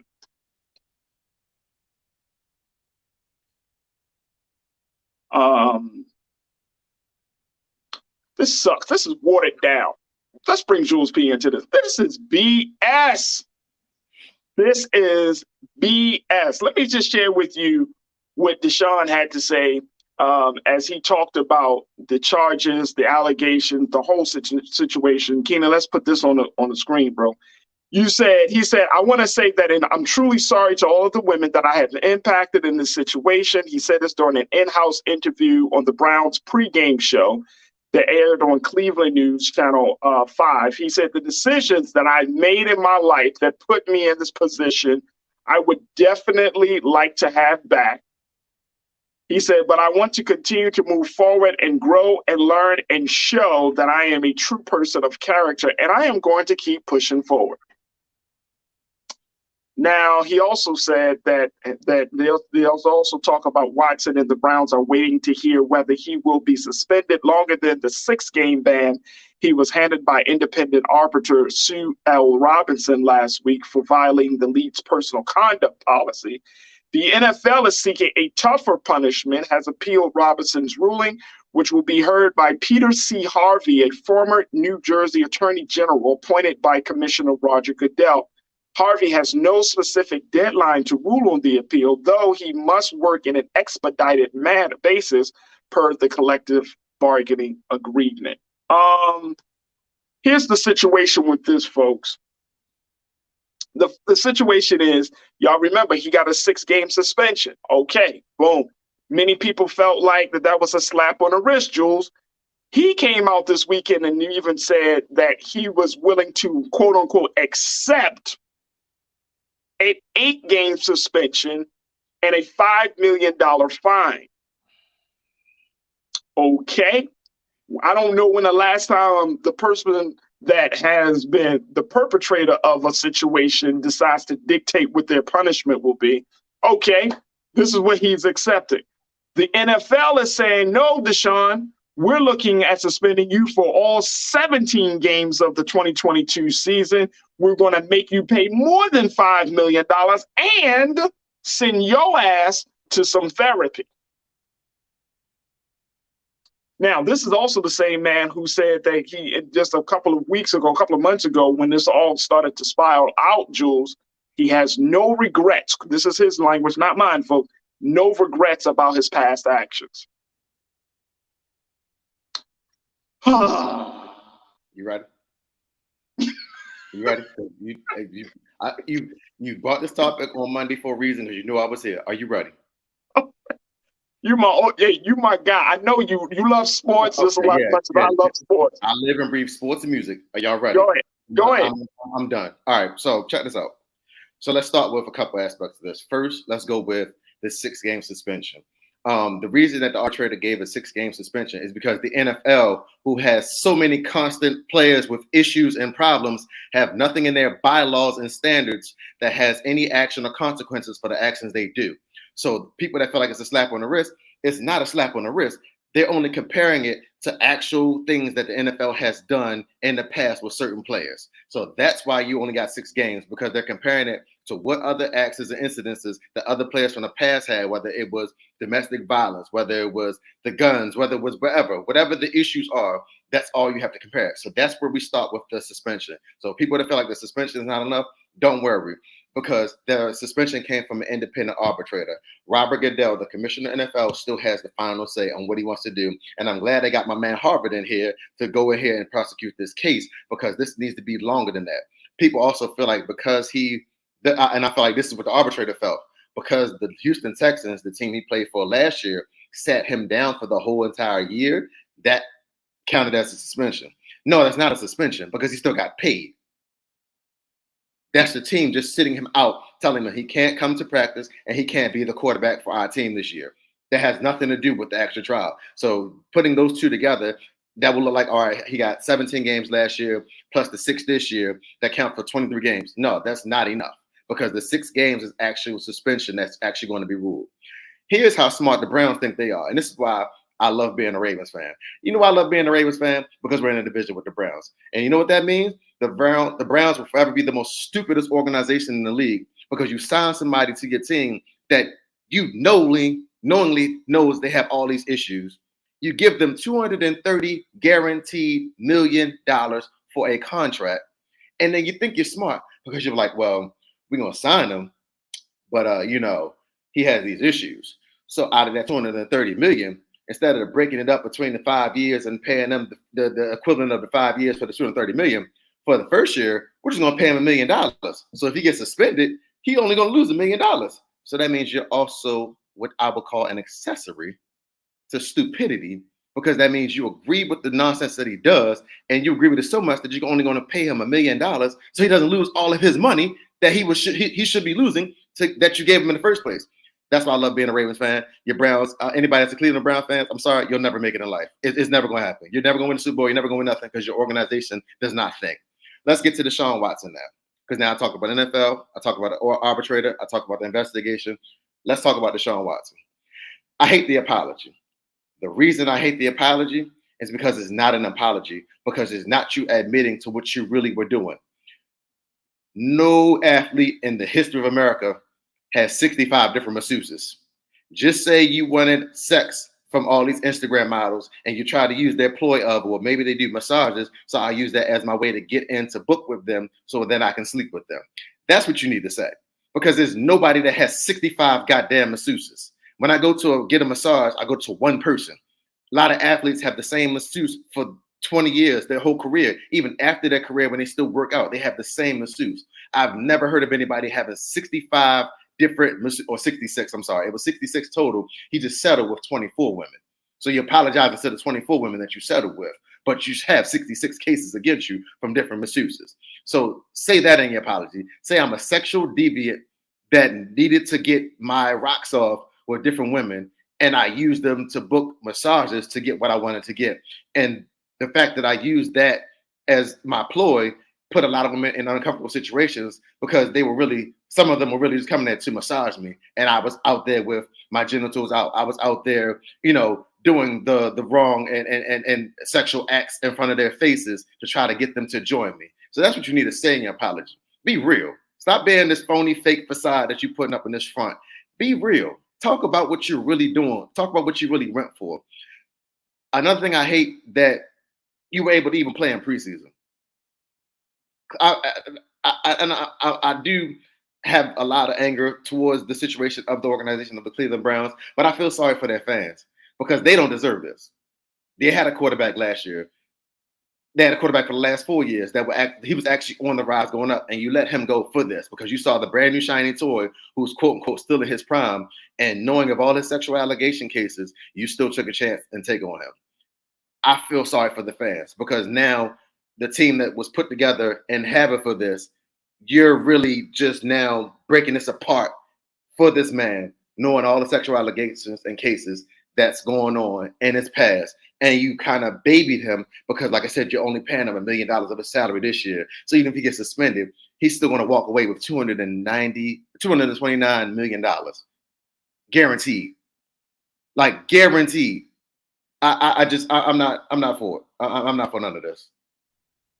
Well, I think the segment can be over now, Jules. You took my thunder, brother. Man. You do this every week, man. Hey, you man. do this every week. You do this. No, here's the reality. Here's the reality. First and foremost, I'm in total agreement with everything you just said. I'm agreement with every. A lot of our watchers are in agreement too. Let me just share. Let's go to William. Well, first, Felita Kavek. Felita, thank you so much for checking in. Felita, seems like you are one of our newer watchers, so welcome to the culture and to the Culture Crew online community. You say, look, I know. How do you get to say what punishment you will accept? Exactly. You get what we give you. You take what we give you. That's the NFL way, folks. You take what we give you. You don't dictate your punishment. Thank you, Felita, for checking in. William Lathan, you checked in and said, how can an NFL punishment punish him? He used NFL NDAs. Who will punish the NFL? How many other stories are there out there? There are a lot of stories out there. He is used NDAs, but at this point, you mean to tell me that the NDAs still hold up, considering all that has already been put out there? We already know he did it. But you know what's even crazier? The Texans supplied the hotel rooms for him to get the massages in. Which is like, it's like, what are y'all doing? Like, there's so many people that has enabled him in this whole process. He did it. That's why I think his apology, to your point, Jules, weak as water. Man. Because you know why? Because the first thing you should have said is, I'm sorry for violating these women. Not, oh, I'm so sorry for impacting. That words matter, folks. Here's one of them situations. Impacting those women, impacting all the women of let's move forward. Let's move forward. Negro, we just found out you did all this. Let this situation marinate for a minute. And then we could talk about moving forward. Let's deal with the fact that you might have abused somebody, triggered somebody, that you're trying to take them, and now you want to move forward. I'm looking forward to moving forward. I'm sure you are looking forward to moving forward because you don't want that hammer of punishment to come down on your dumb ass. All right, let's talk about Janae. He said the audacity for him to try to set out 2 more games, for him to get ready. You shouldn't play again. Let's see your hands then. Let this be, look, for me, you're wrong. Dr. Power said in the beginning, you're wrong, man. You wrong, bro. We way out of pocket, bro. You have no tolerance for this. You out of pocket, bro. You wrong. Say, man, look, I fucked up. You know what I'm saying? Jules, like, I really messed this situation up. I'm sorry. He should be. You know what I'm saying? I'm sorry. You didn't even say sorry. You didn't even apologize. Karina checked in 65 damn masseuses. Jules, but you are right. There we go. There you go. Nisa, you said, brother Jules P, nobody has 66 masseuses. Come on, Nisa said, paid to behave, Jules, is so right. Yep. 230 million guaranteed. Chris, you said Deshaun was almost going to give Darren Sharper a run for his money. Right. Ooh. Wow. Ooh. Wow. Let's talk about it. Ooh. Hey, look, ain't nothing to talk about for me. 17 games, bro. That's what I'm advocating for. 17 games. You get a nice, healthy fine, and you do some rehab because you got a problem, bro. You got a very, very serious problem, sir. I feel like that's so as a result of that, you need to fess up, not with that weak ass apology you put out there. I'm talking about, hey, look, I'm really sorry. Now watch. And especially, here's the thing, though. Here's the thing. This is the crazy part. And that's why I said it when we started the conversation. This man also said he has no regrets. No regrets. Which means he'll do it again. That's what that means. Which means you don't really give a damn. Mm-hmm. Like you and this is your NFL privilege kicking in. Like, man, no regrets, man. Like, it is what it is. I do what I do. I still get paid. I still gonna be considered number one. No, sir, bro. No, sir. Sexual abuse, sexual violence is a problem among Black people in this country, in our community, in our culture. Nah, bro, if you got to go down for the garbage that you've done to women, I don't care if you say, well, I didn't rape them. If you put yourself or show or expose yourself in some manner that she didn't ask for, you're wrong. Just that simple. You're wrong. I don't care if you didn't touch her. If you asked for her to do it, to do something to you, and she said no, and you kept pursuing, you're wrong. Right. So I'm asking the question, folks. Do you think his apology was enough? You think his apology was enough? Belinda, you said, Eve, the way he passed that thing around, I wouldn't be surprised if someone ended up sick. Not wishing bad luck on anybody's kissy cat. Y'all are so. Belinda. What she said. She said what she said. Yep. That's what she said. You're wrong. Tia, you checked in and said, Tia Z, you said, I may be wrong, but it seems that the only difference between Watson and Kelly is the age of the victims. It might be. I don't see Deshaun Watson doing what R. Kelly did, because R. Kelly took that thing to a whole new level. I think Deshaun was like Jules. I think we need to see him like with the Epstein. You know what I'm saying? Because Epstein often used massages as a way to get to bring women in. Oh, you massage me, and this is not nothing new, folks. Y'all know that abuse happens from those massages like that. You know what I'm saying? Like Joel Epstein, I think he even though he paid the girls, but it's still abuse. Let's not look at it for something other than what it actually is. It's still abuse. It's still exposing yourself. It's still, a level of assault. There's some violations, because some of these women may not have come for that. They might have said, oh, Deshaun Watson, again, going back to that point, high profile individuals say, look, can you come through and all of that? Sure. And I know many of you, probably some of you, I'm not gonna say many, but I'll say some of you probably, well, the women should have known what they was getting into. Come on, man, stop victim blaming. Yeah. The fact is, if a woman says no, then that's the end of the conversation. Pull your pants up and let say, okay, my fault, sis. Man, I mean, no disrespect. I mean, do something. But you just kept going. I got to answer to your question. So, go ahead, bro. Is the Deshaun Watson's apology tour enough? So, no. But let's also take into the fact of penalty as well. So I'm going to do this real quick before we wrap up. Yeah. The Texans should be fined draft picks because they enabled it. The Browns organization, see, again, love being a Ravens fan because now the Browns get to be worse for a little bit. Here's what you should be able to do as Browns. The NFL, regardless of how you do suspension, regardless of how you do the draft picks, rather how you do the fines, they should still be able to have to eat that contract. So when you eat that contract, your cap is now going to be shot for the next 5 years. Yeah. So now your penalty is going to be a 5-year penalty for the organization because now you enabled him to sign to you, give him guaranteed money to completely destroy your payroll. Now your team needs to suffer. And again, I feel sorry for the fans. Like I said, my hate is not towards no fans. I love the fans of the Browns. I respect them. They dogs. I rock with them. But the organization should have to pay for that. So now your salary cap is going to be stretched. So you know what that means? For the next 5 years, you won't be able to land a free agent, a big-time player, because you can't pay him because you're now strapped with Deshaun Watson's contract and he'll be inactive. That's what the NFL should do. So be smart about it. Just use his contract and say, all right, fine. This is the money that y'all decided to give him. You're strapped on your salary cap for the next 5 years. Can't base this on anybody. Right. Hurt him. Right. Because that's going to hurt him. That's going to hurt the owner's pockets by billions more than millions. If it is. Out of football. So, yeah. Hey, Sandy, you checked in and said he's not sorry about anything.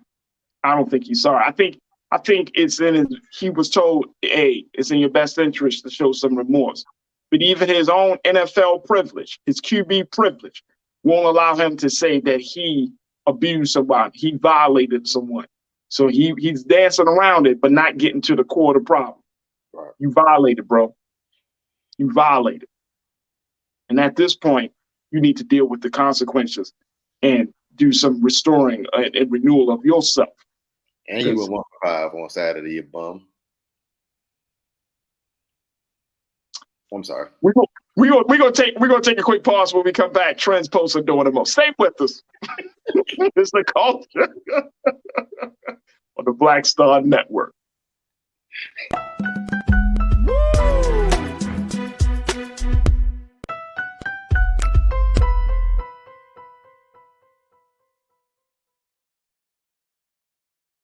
I'm Deborah Owens, America's Wealth Coach, and my new show, Get Wealthy, focuses on the things that your financial advisor and bank isn't telling you, but you absolutely need to know. So watch Get Wealthy on the Black Star Network.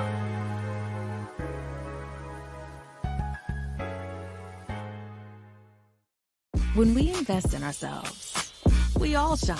Together, we are Black beyond measure. Hi, I'm Dr. Jackie Hood Martin, and I have a question for you. Ever feel as if your life is teetering and the weight and pressure of the world is consistently on your shoulders? Well, let me tell you, living a balanced life isn't easy. Join me each Tuesday on Black Star Network for A Balanced Life with Dr. Jackie. We'll laugh together, cry together, pull ourselves together, and cheer each other on. So join me for new shows each Tuesday on Black Star Network, A Balanced Life with Dr. Jackie.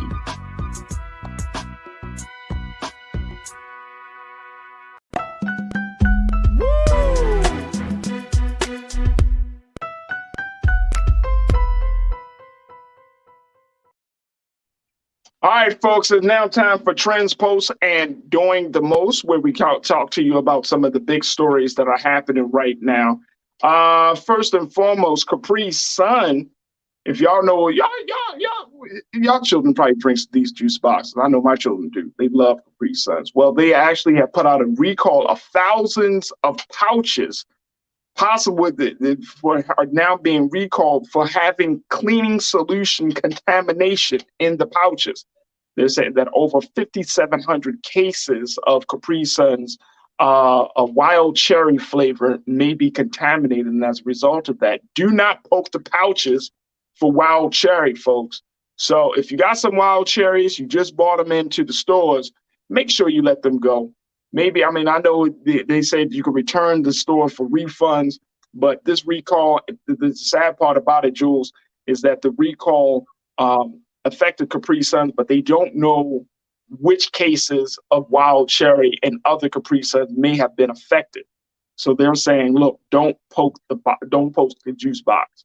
If you have any wild cherry Capri Suns that you purchase for yourself or for your children, because they may be contaminated. So we definitely want to put out that public health message.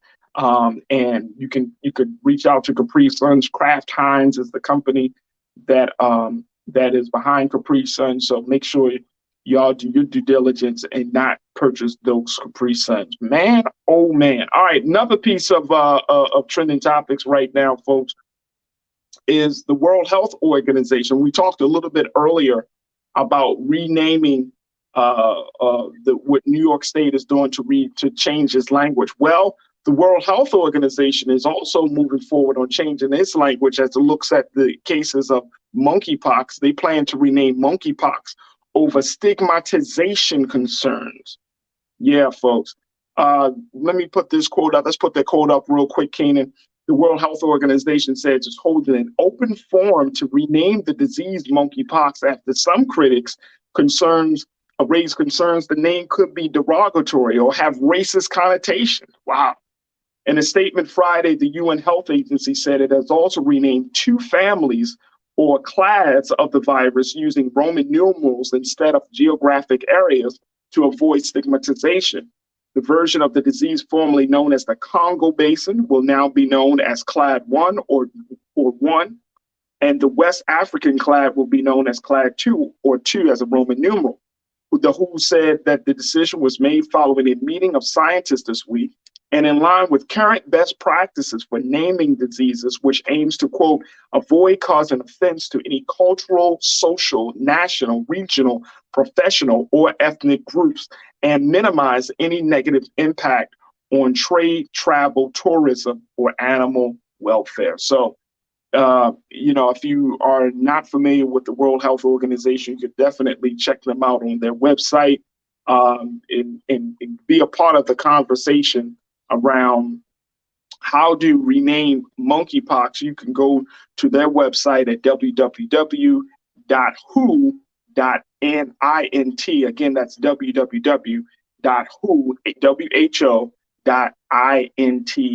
for their website to get more information about monkeypox. Jules, you still with me, sir? I'm still here. Yeah. What you think about that? Renaming monkeypox? Nope, it don't make sense. You know why? Because you already put it out there. It's already grown globally. It's like trying to go viral and be like, it's like, I'm kidding. It's too late. It's too late. It's world renowned known as monkeypox. What I want people to stop doing is worrying about the name and stop beating up monkeys thinking that this is where this came from. I saw that report too, that people were actually targeting monkeys as the reason for monkeypox. Yes, I was reading this article, bro. That's what I want to happen. So forget the name. We're beating up monkeys? Yes, it's a report of people targeting monkeys as the reason for the virus. Now, we're not going to say they're smart people, so I'm not going to give them that credit. I ain't going that far. But, let's focus on the name's already out there. We can't change it. If it's offensive to some people, I'm sorry. It's not meant to be offensive. So stop taking everything to heart. Stop being so damn soft. No, monkeypox is not a racist thing saying it came from black people being monkeys or whatever you're feeling that it came from. It's just the name of the virus, but it's already out there. Can't change it. I think wasn't there some talk like when COVID first happened? They was like, stop calling it Corona because of the beer. Mm-hmm. Yep. So they showed it the COVID instead of coronavirus. Yep. Sandy checked in. Oh, I love Sandy. She said, we have monkeys in Florida. I can't wait to see a video of people trying to do that. Oh, it's out there. Yo. Twitter's an awesome place when it needs to be. It's out there. It's already out there. If you come across a video, please send it to us. You're fighting monkeys for monkeypox, man. I want to see somebody get their ass whipped out. Oh, listen, that's the part. Listen, that's the part that they're like that's the part people don't understand. Monkeys are a primate. Yeah, go and attack a monkey and see what's gonna happen to your ass. Go try it. Try it. I can't wait. Okay. All right. I appreciate that. All right. Final trending topic is today is National Relaxation Day. If you didn't know, today is National Relaxation Day. It's Monday though. So try to relax if you're still at work. Hey, tell your boss that one, like, hey, it's National Relaxation Day. So do I not go into work tonight? Is what you're telling me? I don't know. All right. Also, here's another thing. Big shout out to hip hop legend Nipsey Hussle. Today is also his birthday. Happy Hustle Day. Nipsey, of course, his life was taken just 3 years. What was it? 4 years ago or 3 years ago? 3 years, because I went to the 3 years ago. Excuse me, making sure. 3 years ago, 2019, gunned down right in front of his store, the Marathon store in South Los Angeles. So our hearts and prayers are still with Nipsey. And let me tell you, if you go around the city of LA, you will see murals all over the place.